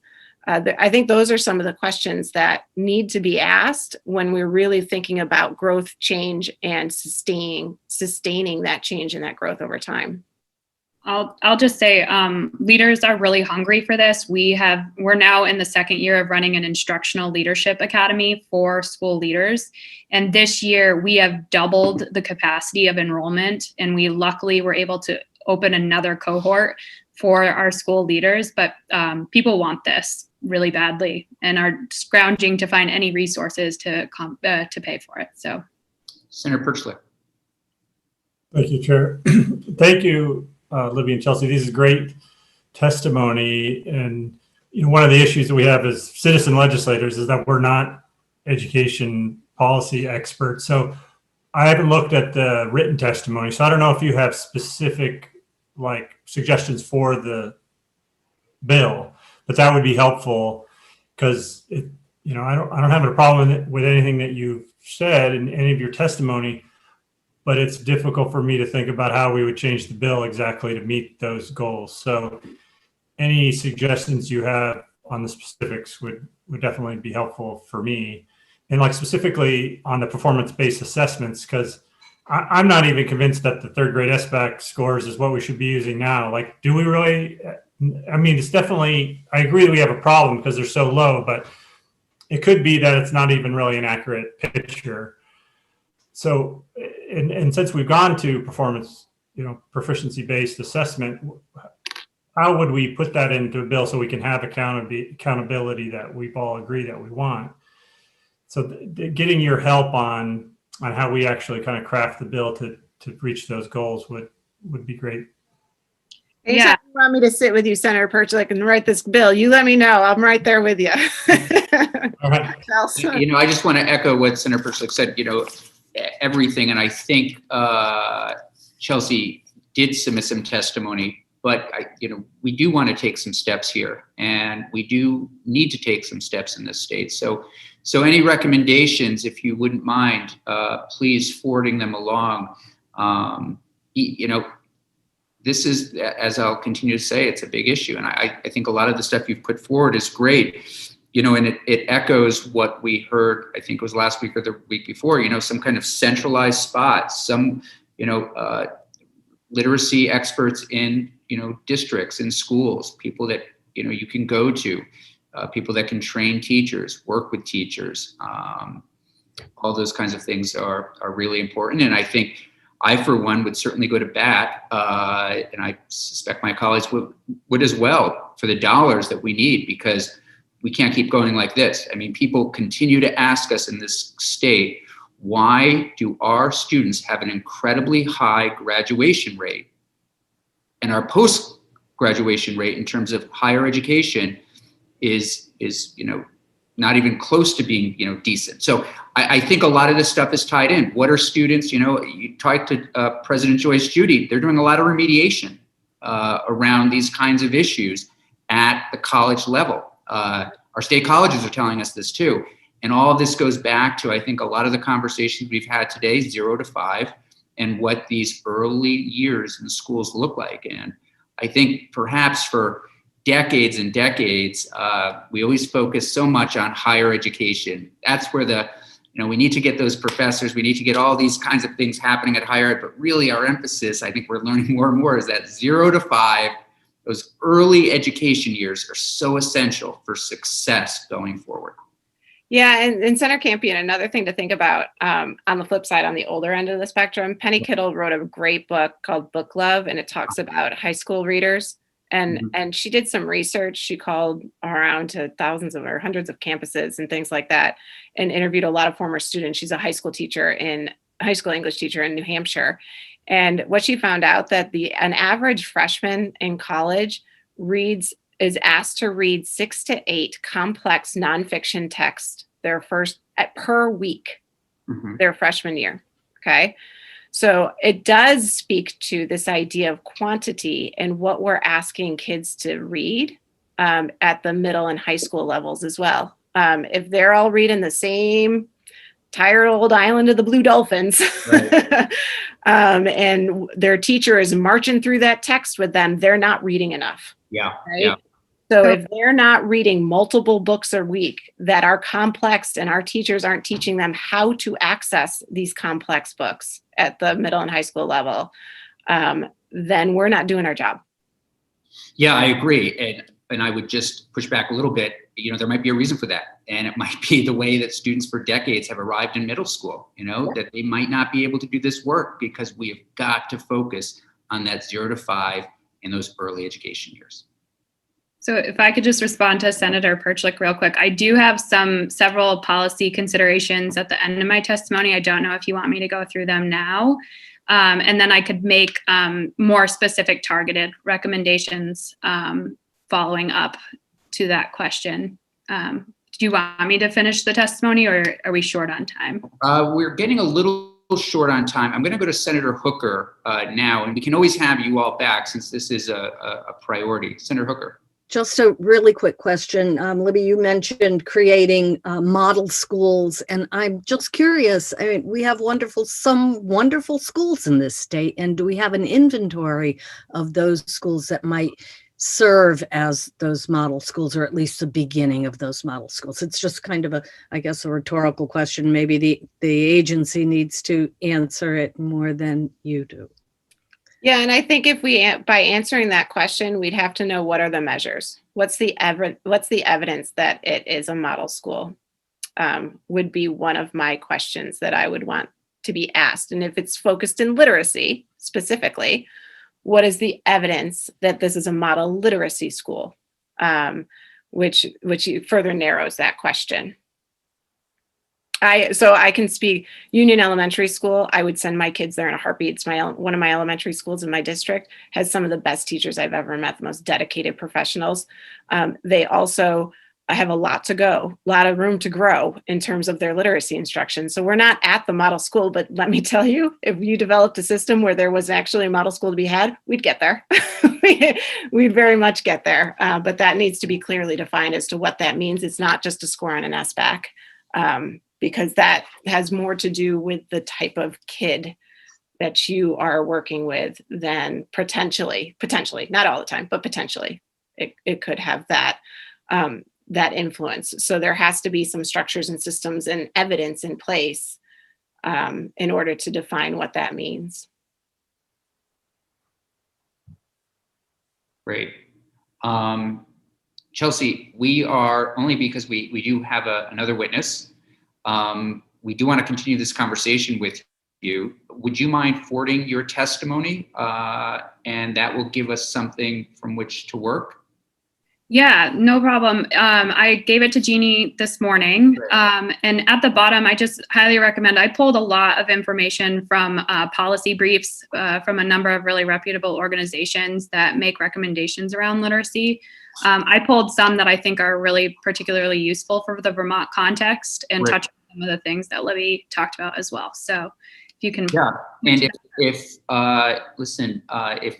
we would love for the two of you to continue to partner with us as we make our way through this. I mean, this is important stuff. You two know an awful lot more than anybody on this committee. We just recognize, as you do, the issue. And so any kind of suggestions for a bill that you believe would make a difference, down the road. In understanding also, so much of this cannot be evaluated in a year. It can be, it takes time, but we would love to put ourselves on the path to continue to build on success that some schools are having. So we would welcome the two of you. We know you're both incredibly busy, particularly Libby, since this is not your job to be in this committee. As Chelsea, we could say it's a little bit of her job.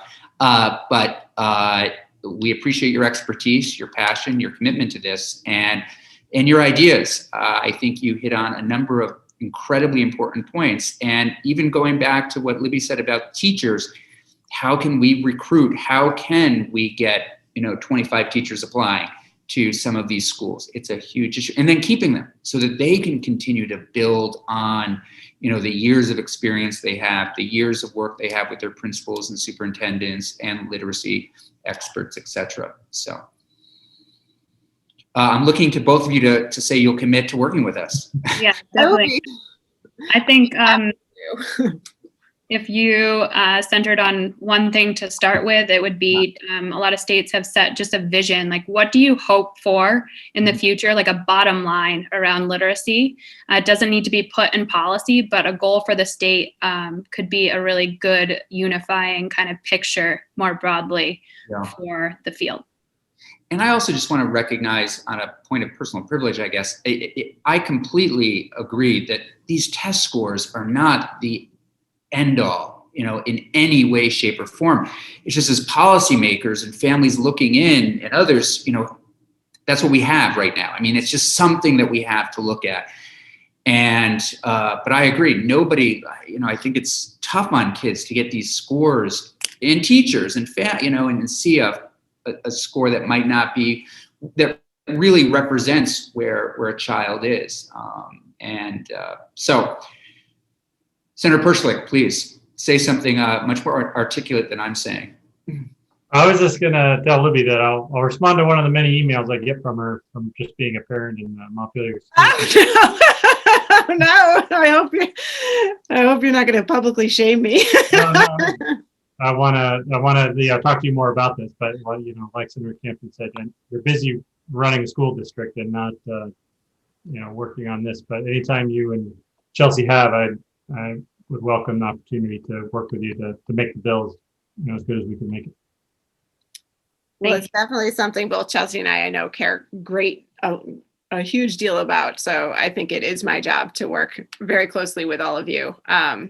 And just Senator Campion, quickly, the SBAC scores, I'm a literacy expert. I know what those SBAC scores says. My 12-year-old reads voraciously. And right now, what else does he have to do? Right. So, and his SBAC score comes back as a 2 every single year. And I every single year say, who cares? So. Totally. Yeah. I mean, I would love to get somewhere where we can really have, some accuracy around these kinds of things, but really only parents and children and teachers. Yep. You guys have been great. You've stuck with us and allowed us to have a really important dialogue. So I'd say you're our 2 favorite witnesses so far, but that would insult everybody who's been here for the past month. But you guys are definitely in the top 10%. I'll take it. Thank you. We look forward to being back with you. I really can't thank you enough. And, if we were all on committee together, we'd have like a parting gift of some kind. So we'll wait until we're all here together. Thank you both. Thank you. Feel free to contact me whenever. Thank you. Okay, let's just take another 5-minute quick stretch. We will then return and continue this conversation a little bit with the NEA. Thank you. Well, thank you for being with us and appreciate you also listening in prior to testifying yourself, so you have a good understanding of where we're at, some of the things that we are working towards. So with that, Mr. Tinney. Thank you. Good afternoon, Senators. For the record, I'm Don Tinney, President of Vermont NEA, representing over 12,000 educators from every corner of the state. And while I sit before you in my official capacity as a leader of the state's largest labor union, I'm also here as a 31-year veteran classroom teacher with professional endorsements as a 712 English teacher and a K-12 reading specialist. Great. I'll begin my prepared remarks by applauding your committee for bringing a focus upon literacy in our schools. The fundamental reading skills of our students determine the level of their success in school and throughout their lives. If our students do not learn to read in their early years, they cannot read to learn in their later years. Academic learning depends upon one's literacy skills. In other words, the ability to read is the foundation and the predictor of a child's success, not just as a student, but as a citizen. While literacy is the responsibility of the entire education community, from the school board to the superintendent, to the principal, to the classroom teacher, to the librarian, to the paraeducator providing one-on-one services, to the counselor assisting students select their courses, I caution against legislative language that mandates attaching literacy outcomes to a superintendent's job performance. In part, the multiple variables that will determine district outcomes make it an unfair element of the superintendent's evaluation. And perhaps just as importantly, it requires an inordinate amount of data collection to reach a definitive conclusion about a single administrator's performance.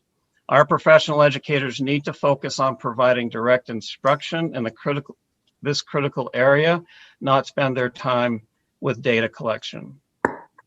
The field of literacy is dynamic and continues to evolve with new discoveries in neuroscience, psychology, and the specific cognitive science of learning.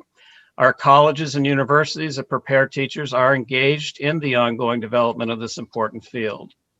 The accreditation of teacher preparation programs is the responsibility of the Vermont Standards Board for Professional Educators. So it is certainly appropriate for legislators to request that the Standards Board review teacher preparation programs through the lens of literacy instruction. As the former chair of the Standards Board, I can assure you that the preparation programs are under regular review.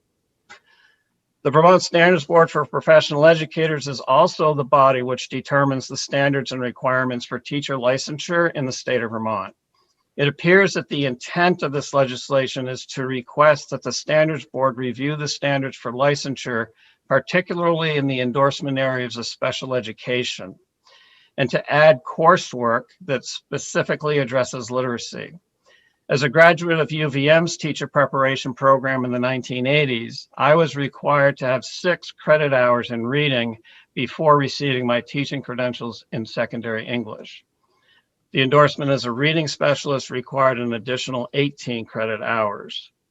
We agree with your premise that it is unfair and ineffective to expect special educators to teach reading if they have not been trained to teach reading. I do not know how many public tax dollars were spent in hiring the district management group in 2017, but many of us in the field of reading could have provided you with the same conclusions this private consulting firm provided. In the 1990s, we saw a dramatic and documented reduction of special education referrals in schools that implemented reading recovery in first grade. If we do not provide effective reading instruction to struggling readers, which is what reading recovery and other one-on-one programs do, then they will most likely be diagnosed with a learning disability and placed on an IEP. Something that can be avoided with proper intervention and direct literacy instruction in the early grades. If there is one thing that we learned through the painful years of the No Child Left Behind's test and punish approach, it's that students do not learn how to read by being forced to take standardized tests. Educators know that the standardized tests you reference in this bill do nothing in assessing an individual student's needs. They are designed to assess an entire district's program of learning and should not be the focus of a teacher's time and energy.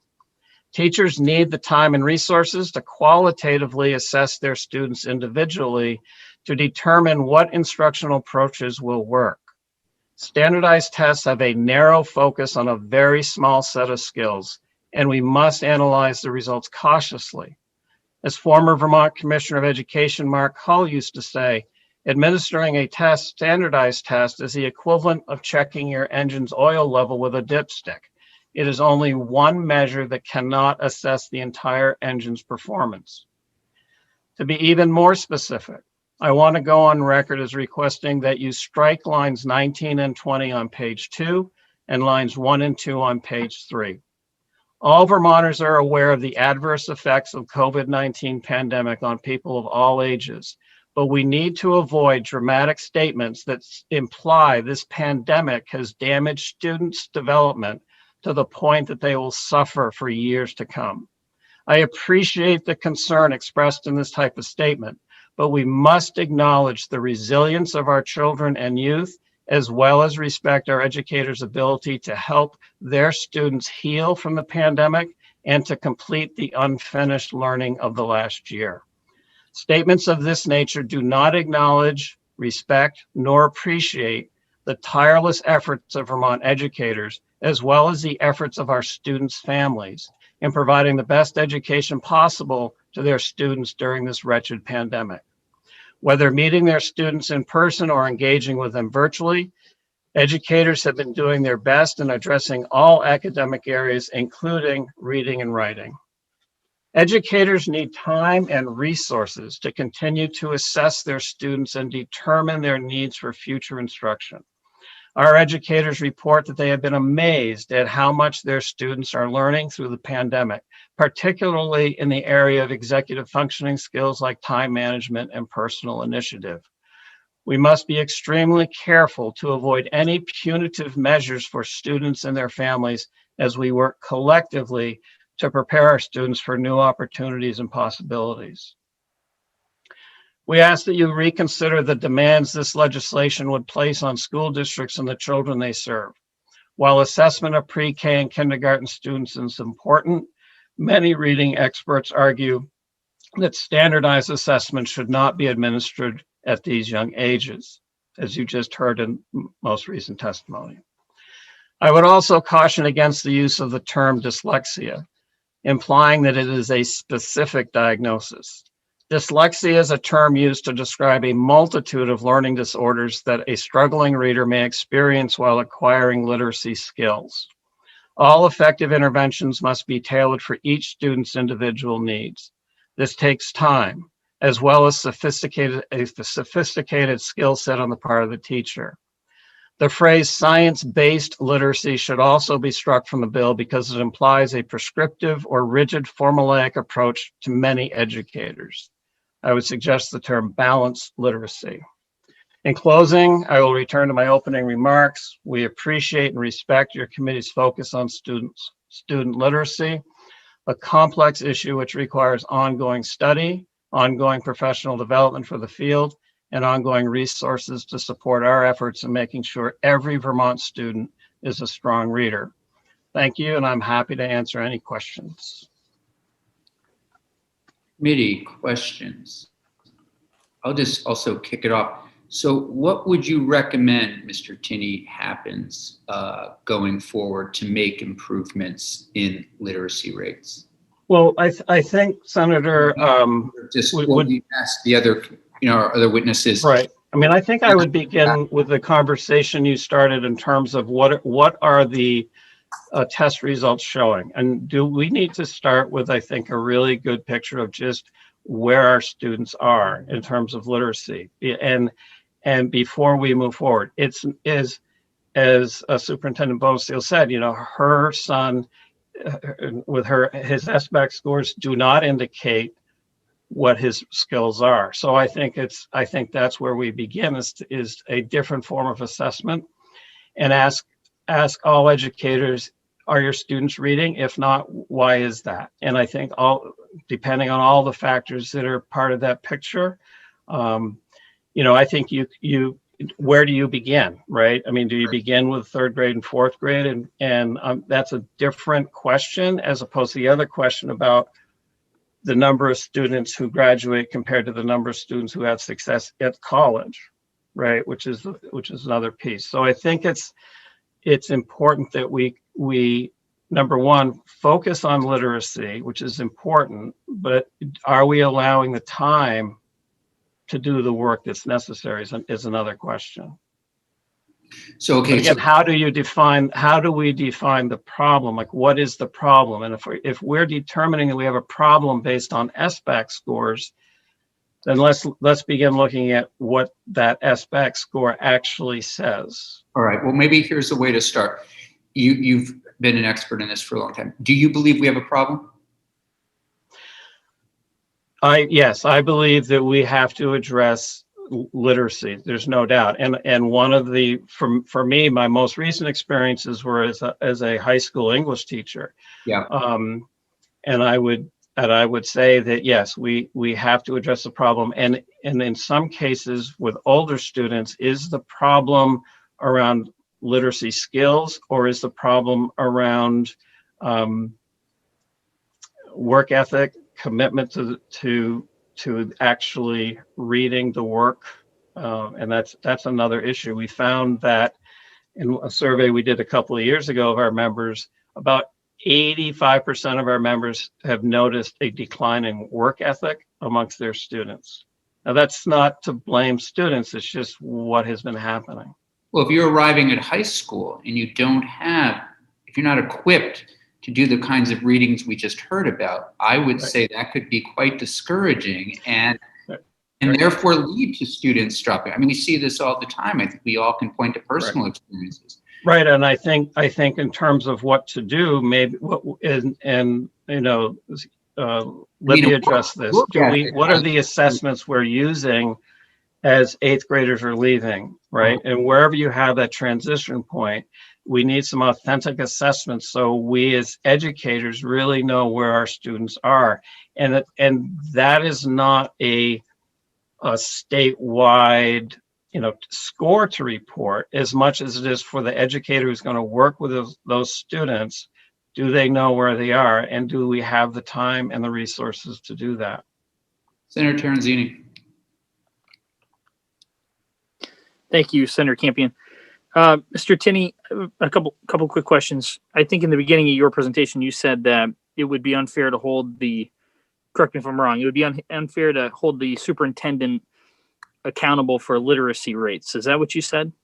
Yeah, I think it's in terms of deciding if and I was reacting to just the basic statement there that somehow we have to have the superintendent, his job performance or her job performance is based on the literacy rate. All the things that Superintendent Bonesteel addressed, given all the variables there, it would be unfortunate to have that be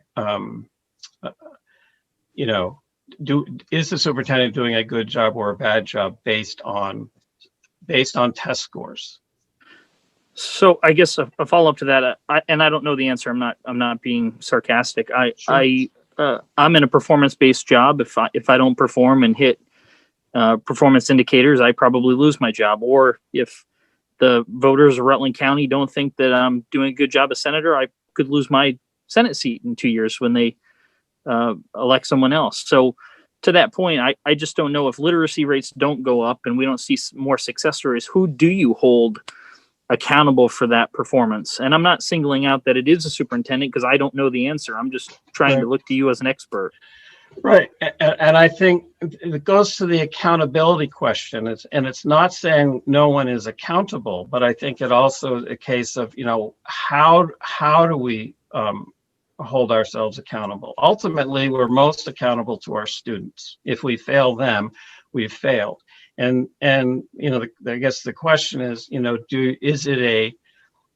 how is the district doing? And I get you take the person at the very top. When the team does poorly, you fire the general manager, right? That kind of idea. But I think we have to be careful in education because those performance-based standards that we use in the corporate world don't directly apply to the education world. And part of that is because we know, for instance, as Senator Campion talked about Barack Obama's view that the difference a teacher can make in the life of a child, it's important to know that in a school, right, the most significant person in the child's school life is the teacher. But then there's life outside of school that has a direct impact. So, I'm just concerned that my main concern is you say, here are the reading scores, they went down, you're not rehired. That's the bottom line there. And I think we have to be very careful at taking that type of approach. Other questions? Senator Chittenden. I guess just to as a husband of a public school teacher, I would just say there's so many more things than just what the teacher does that factors into the literacy results. So I am completely supportive of the notion of holding people accountable in their performance, but to put it all on the teacher would neglect all the important roles of the parent, the community. It takes a village, and everybody that is a part of that child's life to motivate them to learn. So to your point, Senator Terenzini, I'm not against having measures in place so that teachers know how to how they will be evaluated. But I would be hesitant to lay all the performance of our students entirely at their feet when so many factors, socioeconomic factors, contribute to the challenge of literacy. So, Mr. Tinney, as we're looking, at this issue, what are the how would you direct us to get at this issue? How do we look back in a decade and say, all right, this committee took a few steps. These were the 3 steps that Don Tanny told us to take, and look at it has made a huge difference. Help us out. Sure. I think one critical piece here is to look at the size of our classes. And we know, for instance, that if we're talking about a specialized class to bring students back up, sort of raising their reading performances, you don't want more than 6, right? In a mediated instruction environment with students who are struggling with readers. Do we have, it's a workforce question, right? Do we have the reading specialists, enough reading specialists to meet the needs of these struggling readers? And that is, our workforce questions are huge right now. It's not like we have hundreds of teachers knocking on the schoolhouse door, and there are very few certified reading specialists in the state. And I think that's a piece to really look at, is if we however we screen our younger students, as soon as there's an issue identified, then what do? Do we have the specialists available to provide the mediated instruction that they need? So the size of the classes is critical in the early years. I also would point out that one of those brighter spots of the pandemic has been with a hybrid model, which has been a incredibly difficult system for our members to teach in. But the one piece they have enjoyed was earlier in the year having half the number of students in their classes at one time, because they got to know their students much more effectively than having a full classroom. So I think we need to look at that and say, does that matter? Are we expecting to, having 20 students in the elementary classroom, can you get to every student, particularly those who are struggling as readers? Now, that's a huge resource question too, but that's a big piece of it.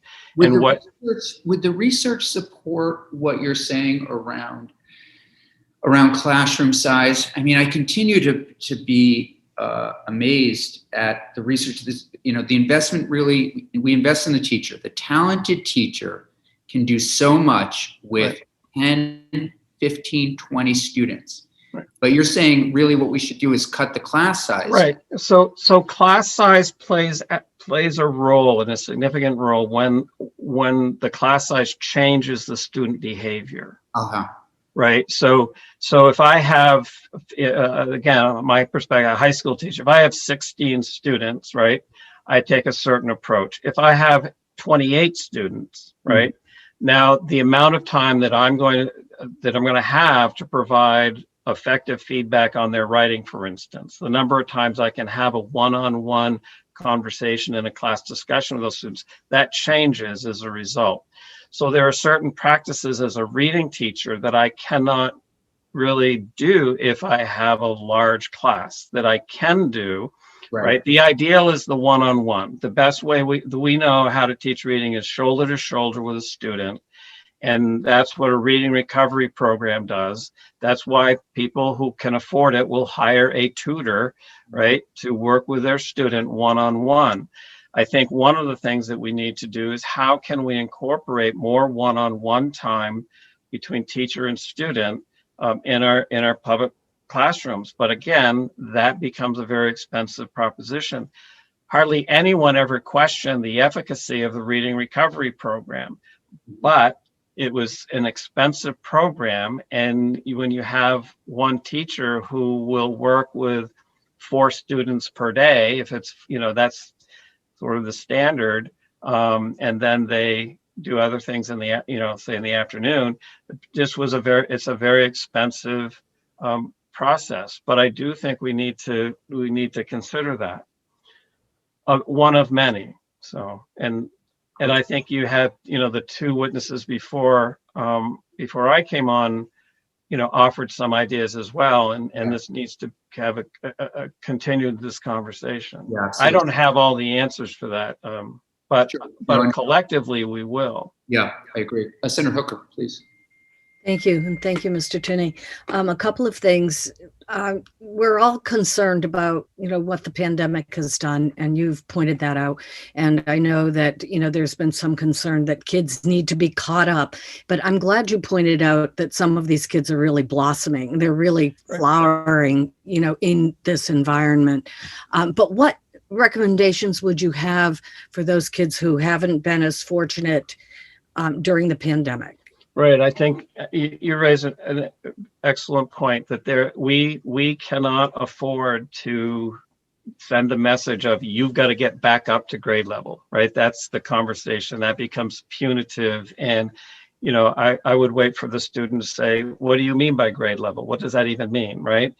I think one of the things that we need to do, and this will need to happen from now through the end of this school year, perhaps over the summer, if there's a summer camp for some kids, and certainly beginning of next year, is having the time to do the qualitative assessment so teachers know which kids need the most help and which kids have blossomed and don't. I mean, this sort of blanket statement that all of them are behind and they all need it's just not true. So it begins with that qualitative assessment. Do we have the time to do that?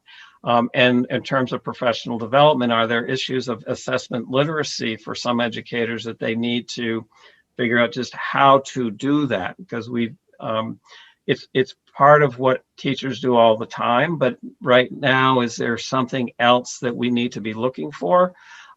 This is certainly true in the social emotional realm as well. We have to pay attention to the social emotional experiences, the trauma these students have experienced.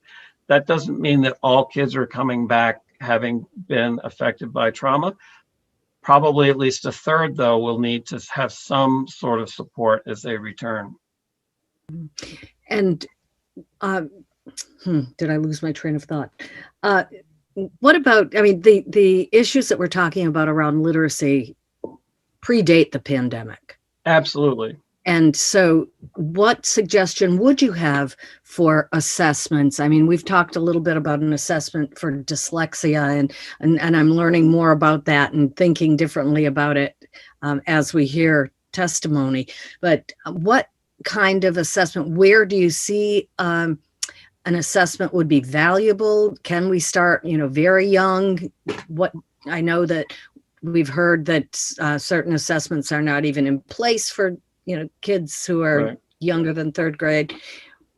What recommendations would you give for? I think one of the things we have to keep in mind is that the educator in the classroom is the expert, right? And they need to have the opportunity to get to know their students, and through that process to have what we call qualitative assessment, not something that, you check a box on a standardized form or whatever, but there could be a checklist of what are the areas that you have assessed.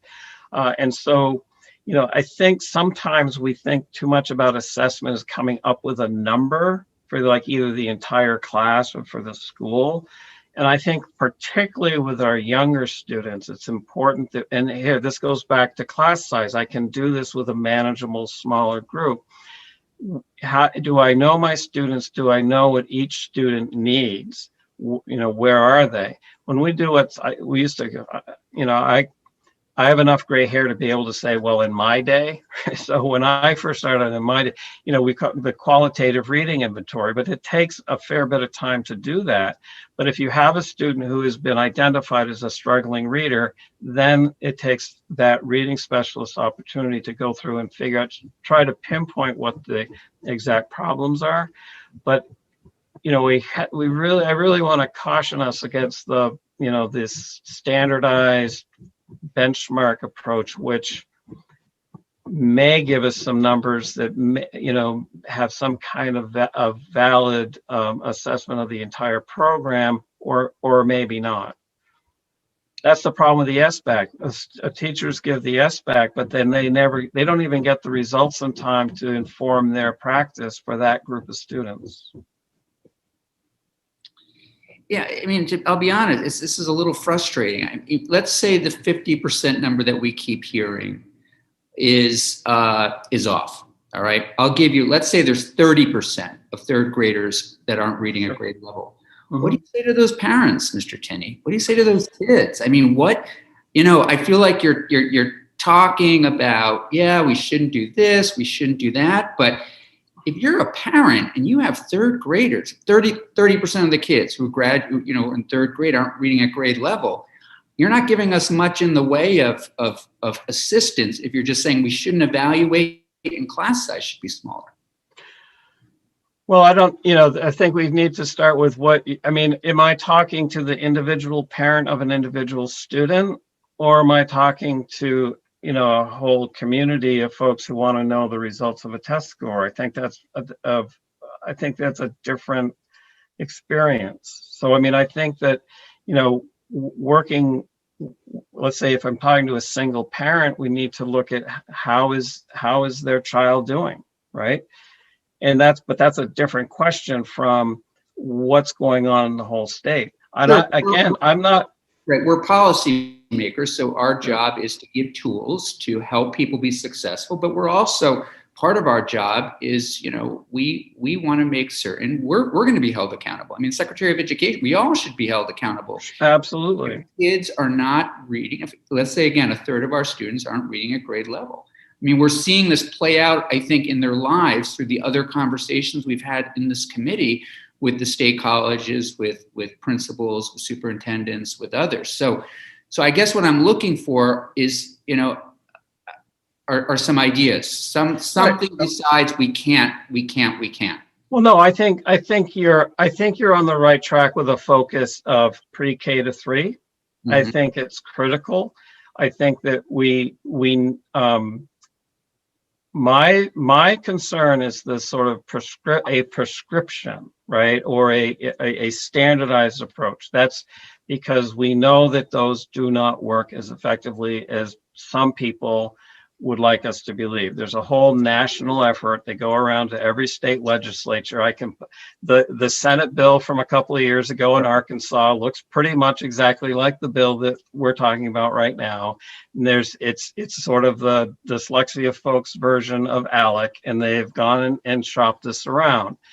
And I think that it's important to understand that it's not a standardized approach that's going to work. It's important that we focus on individual students and their needs, and how we do that is personalized, humanized, and when there is a problem, when there is a struggling reader, do we have the resources and the interventions available to make sure we bring that student up to the grade level, as we say, instead of saying, oh, well, maybe they'll get it next year, or maybe somebody in the middle school will connect with them. That's one of the things that's important, that we have to be, and I'm not in any way suggesting retaining students, but if we identify with whatever the assessment is that this student is a struggling reader, then are the resources going to be there? If I'm a classroom teacher and I've identified a struggling reader, what do? If I don't have a reading specialist or another person to do the intervention next door or down the hall, what happens? And that is an enormous resource question, because what has happened, and I'm only speaking from my personal experience as a classroom teacher. What I've seen happen is that, well, here's a struggling reader, and rather than really teaching that student to read, they end up in the system getting referred to special ed. They get on an IEP, and maybe they'll get the reading instruction they need, or maybe someone else will make all kinds of accommodations and modifications in their classroom so the student doesn't have to read. And that's another problem. I remember when I was working in the reading lab at UVM, and I have to be careful here. I don't want to disclose any identities, but I essentially followed a student through his entire day. A student that I was working with in my reading class followed him during the day. And what struck me was how how many times, or I should say how few times, he was expected to read during his class day. He had been in classes, well, one teacher said, well, this is a tech class. I don't want to ask the kids to read too much because I know they struggle with it. And we have to look at, that kind of approach. Are we in all great intentions, right? Excellent intentions to try to support students and make them feel comfortable. We've taken away that sort of expectation because we know, as you've pointed out, they may not have the skills. So that's where if we're going to focus on K3 as we should, we have to make sure that the interventionists, that the specialized instruction is available to them, and not just think, well, here's another worksheet, here's. So I hope that answers your question. That's helpful. Senator Terenzini. And then Senator Hooker. One question and then one comment. Mr. Tinney, do all schools, or at least school districts in Vermont, have a dedicated reading interventionist? No, there are very few actually who would be in the certification I got years ago as a reading specialist. Most of those folks are in special education now. And I think that's one of the things. Look, there are a number of literacy coaches who are doing work in schools. But I think I know, for instance, the St. Albans Town Education Center has a phenomenal program with a number of certified reading specialists. If you're looking for a model, they are excellent, but that's not every school. And usually in high schools, they have hardly anyone to do reading interventions. So. And if I may, a comment you made earlier saying that, we shouldn't make a blanket statement about students, and that just because of COVID that we're going to have big problems with where they're at right now in their educational process and so on. But I respectfully appreciate your positivity on that, but I speak from as a parent who talked to a lot of other parents. I have a third grader and a kindergartner right now in what I would say, and I'm biased, but I would say one of the best schools in Vermont with some of the best teachers in Vermont. And my wife and I are concerned about, their advancement to the next grade because of this last year, and no fault of a teacher or a school. It's because of COVID. But I think it's too early for us to predict what type of long-term damage COVID has done to these young elementary school kids in a lot of cases. I absolutely agree, but it also, like you say, it's too early to predict. We haven't done the assessments that we'll need to do for that, and absolutely, their kids have a lot of work to do, sort of to get where they need to be. But my concern is sort of the despair that we're hearing in the public sphere, right? And a headline the other day was, referring to our students as the lost generation. That's the sort of thing I consider as extreme. I think it's going to take 3 or 4 years for students to get to where they would have been had this not happened. But I just don't, and it's not just optimism, it's just that we know the dangers of despair. The loss of hope for children as well as adults has negative impacts on our health. And I think we have to remember, you're right. You're going to struggle with this. You're going to struggle going into 4th grade. Think of all the students who are struggling to get through, French 1 this year. French 2 is not going to look the same as it has done historically, because that French 2 teacher is going to know that the French 1 kids didn't get to where they should have been. So no, I'm sorry if I have implied that it's not a problem. It definitely is, but I do think we need to avoid the despair that comes with that. There's plenty of despair to go around, but to also work with students, say, no, you can learn this. You just, you're not where you're not where your older brother was last year or the year before.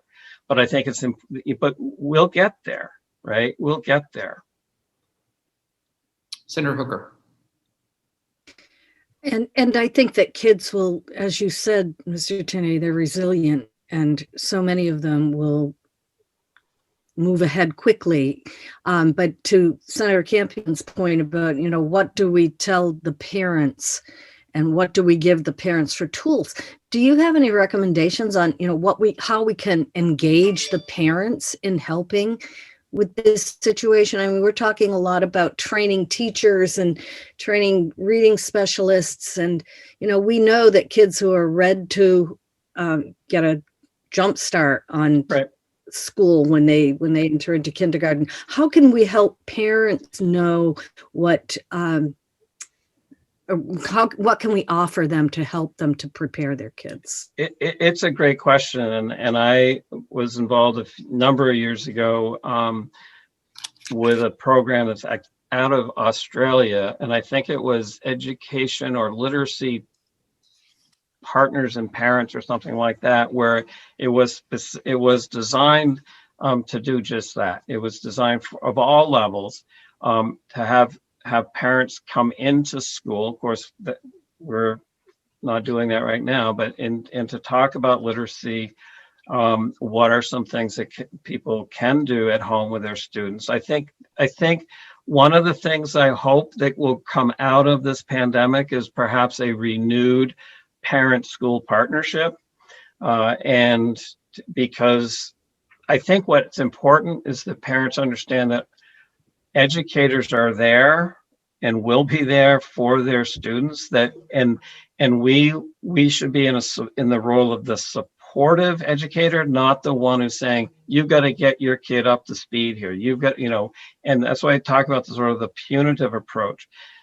I think we could probably explore these other programs in terms of parent partnerships with education. It's been years since I've looked at that work, but I think I don't know of in the state where we have that happening. I worked on this for 1 year when I first started at BFA, so it had mixed results, but it's tough to bring high school parents in. Sometimes they're like, no, my kid's enough. He's independent. He'll be fine.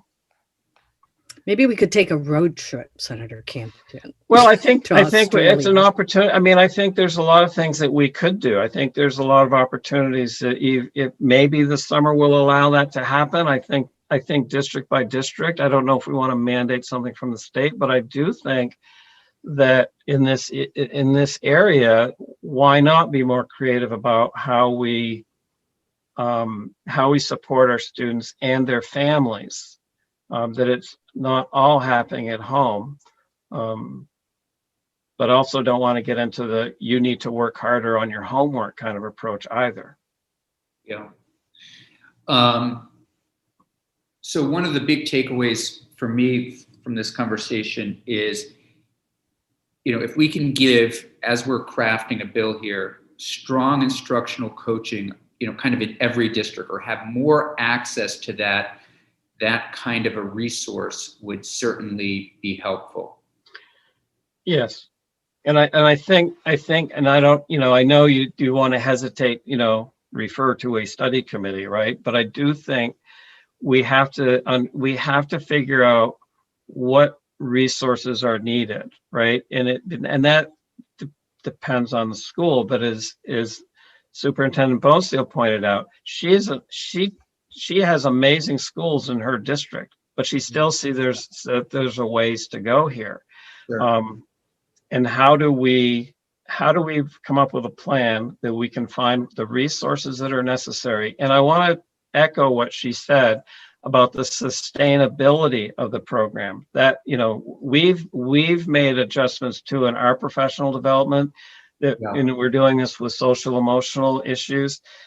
We know that one workshop doesn't work. We have to figure out a way to shift the mindset of the education workforce over time, and it requires collaboration with educators and administrators, and I would include in many ways parents. How do we sustain our efforts? So it's not and that's a lot of work, and it requires a real commitment, and I don't know how one legislates that. I mean, that's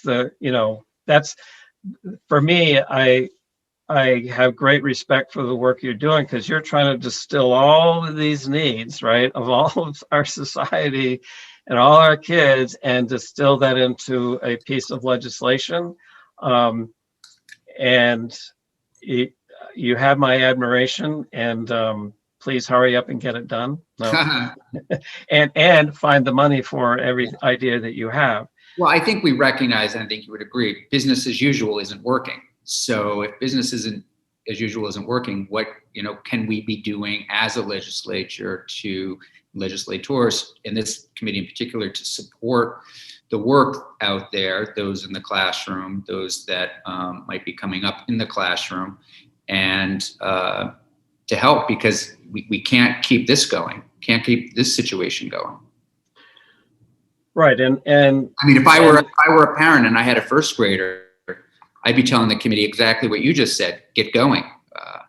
Well, right, and I think what's really important is the parent. If you're the parent of that first grader, Mm-hmm. that you're in conversations with the first grade teacher, Yeah. and to find out what supports are available. And that goes back to Senator Hooker's question about, well, what are we asking our parents to do? What is the communication between school and families?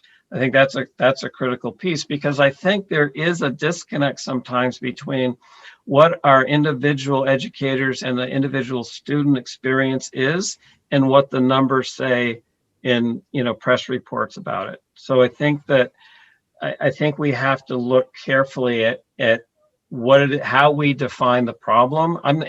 Don't hear that please as saying there's not a problem. Our members see that, right? And they want to make sure that we better serve our students, that we're always about improving our practice. And now this is an opportunity to focus on beginning with K-3. I mean, there's a whole lot of other issues, and you talked about the 0 to 5 group. And I think I may have mentioned in this committee or other committees, the VSAC study that showed about 85% of boys who are on free and reduced lunches, they go on to virtually no post-secondary training whatsoever. So if we have 85% of our boys in poverty not going on to any post-secondary training, no community college, no technical school, no four-year college, there's a place you could also start. Why is that? Why do they feel that they are not able to, right? Does that start in kindergarten and first grade? And I guarantee you, a student who is not reading at the third, reading proficiently in grade 3 or grade 4, is going to face academic failure for the remainder of their school years, and will most likely not have any intention to continue their training or further education. So the stakes are incredibly high here.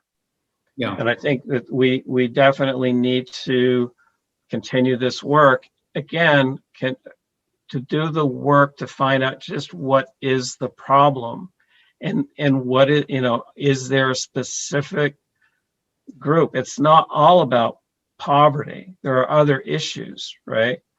We studied our standardized test scores one year, and the not meeting the standard, exceeding the standard, right? You have that spectrum. And we said, my goodness, look at, and this was one school district, but look at all the kids who are in the didn't meet the standard who are in free and reduced lunch. We say, wow. But then guess what? It was almost the same number of students on free and reduced lunch who are in the exceeding the standard. So if we just exceeding. Yeah. So it's not, just because someone's grown up in poverty does not mean that they're not capable. Well, that's what I think Obama's quote in part said. I mean, we have to give credit where credit is due. If you've got a teacher in the front of that classroom, and the research seems to show this over and over again, that if you have a talented teacher, that teacher can really not possibly wipe out, but it really diminishes the negative roles. Absolutely. Poverty and all of those issues that come into the classroom have. It is absolutely startling looking at some of this information.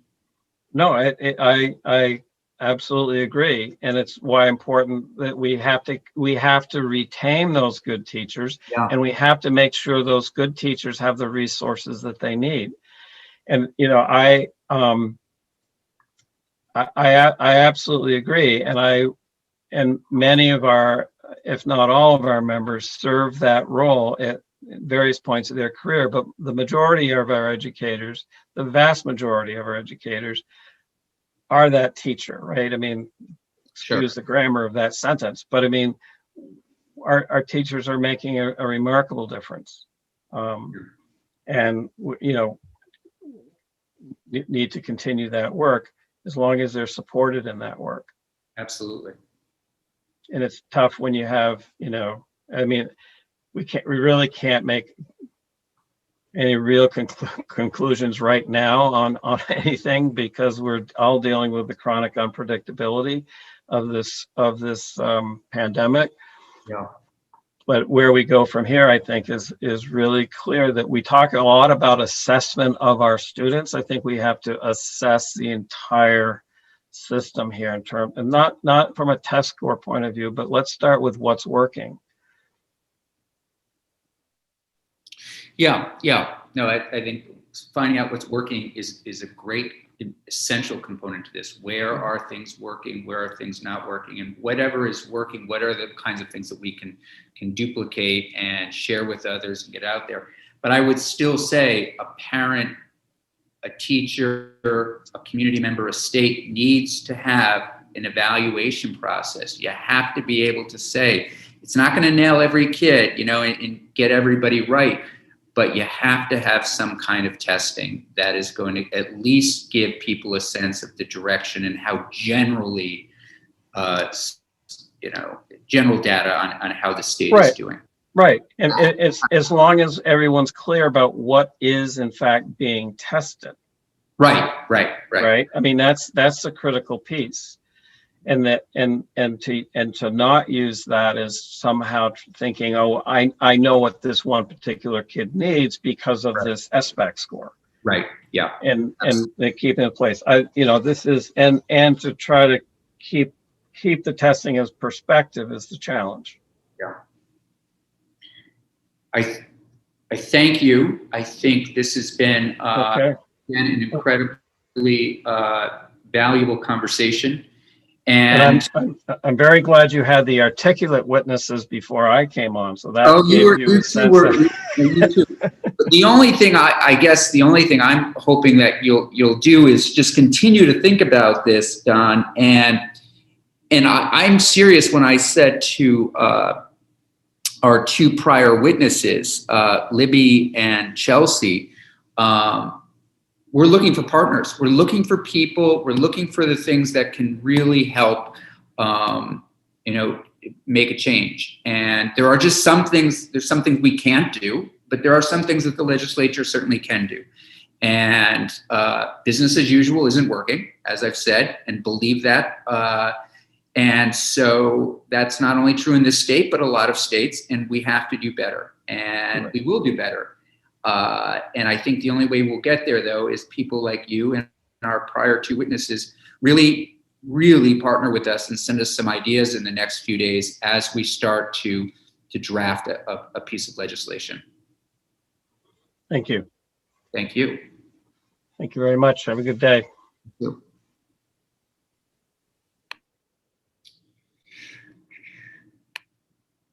So, committee, what would you like to do with this? I think this will probably be our last topic for the day, given that it went a while. I for one, found it incredibly valuable, and also really meant it, and I think everybody else did, partnering particularly. I mean, I think Don would be a good partner as well, but our first two witnesses there, both Chelsea and Libby, seem to be a wealth of knowledge. Both are really on the ground in different ways, but certainly seem to have a pulse of what's happening out there and how we can be helpful. So, I mean, my instincts are we take what they give us and start to look at it more seriously in committee.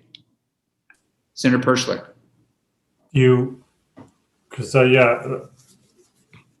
kind of like I said in my question comment to them is, as citizen legislators, trying to take their ideas and into legislative language is difficult. So Yeah. I think we gave them a timeline for some suggestions, then we could give those in legislative language. Jim can do that for us, but if they can give us some specifics of what they'd like to see, then I think they would. It sounded like they were willing to do that. And Yeah, I think they seemed excited and willing to do that. And I'll loop back to them and see what their timing looks like. I think they both, in general, had an idea that they just would need to kind of put on paper and share with us. I think Chelsea actually made some. She did. Yeah, and no, but after the testimony today, she may want to change that or improve it. Okay. Yeah. You know, and yeah. Well, I already sent an email to Superintendent Bonesteel since she's the superintendent. Great. A complicated yet incredibly important thing, and it's just interesting to me. I'll send you all what I was sent. The New York Times piece, if you haven't seen it, where Mississippi is going gangbusters in literacy, and their numbers are going up. And of course, it's a Times article. But then I have, some stuff about Massachusetts also. So I think there are some things out there that we could share with Chelsea and Libby to also just get their thoughts on, like, is what we're reading, what we're seeing in some of these other states. Are these models, are there ideas within these that we should duplicate? I, for one, believe that education has been, and feel free to disagree, researched backwards and forwards and backwards and forwards. The information is out there. Sometimes I think what needs to happen in our universities and legislatures and other spots is that research is curated and gotten to policymakers a little bit better. But I do feel like there is a lot out there that we just need that we can use. And I think certainly Chelsea and Libby in particular probably have a good handle on that. And again, as you said, Senator Perchlik, given us Citizens Legislature, can help us navigate that. Please, Senator Perchlik. At least what I found from my first 2 years on the committee is that the academics don't always agree. So we were kind of like you referenced when we had that earlier testimony from the professor from Harvard and stuff about the reading wars. There's tons of research in both of them, kind of like the group that has the dyslexia bill. They also have a bunch of research of saying why we need to do the screening, for example. But then what we heard from today was like, we'd have a lot of concerns about screening. So that's kind of where it comes down to our job. I see as parsing these different experts that want to. Yeah. I don't know if I misunderstood, but I didn't see that they were opposed to screening as opposed to screening for a specific disability and putting, labels on kids early on. So screening for reading, struggling kids who are struggling, trying to figure out what their problems are is, I think, what Mr. Tinney was referring to as well. Yes. Yeah. Thank you for clarifying that. That's what I meant. Yeah. It's interesting. I think we've all heard from the Dyslexia Association. I know there's a constituent in my district who has a daughter with dyslexia, and there is this movement out there. And I know Senator Terenzini is looking at it, and I know Senator Cummings has looked at this issue in the past. So it'll be interesting to kind of dig in and learn more. Senator Chittenden, were you going to say something? I was just going to say, to attest to Senator Perchlik's statement, academics very often don't agree. It's quite par for the course. They love to disagree. Yeah, right. Only they do agree completely on climate change. So there's no argument there. Point taken, Senator Lyon. And I have a feeling there's something we're going to find that there's some agreement around literacy. It's just a hunch, but I think there's a lot of agreement out there on how we can advance things. Okay, I appreciate this very much. Hope everybody has a good evening, and unless there's anything else right now, we'll adjourn for the day.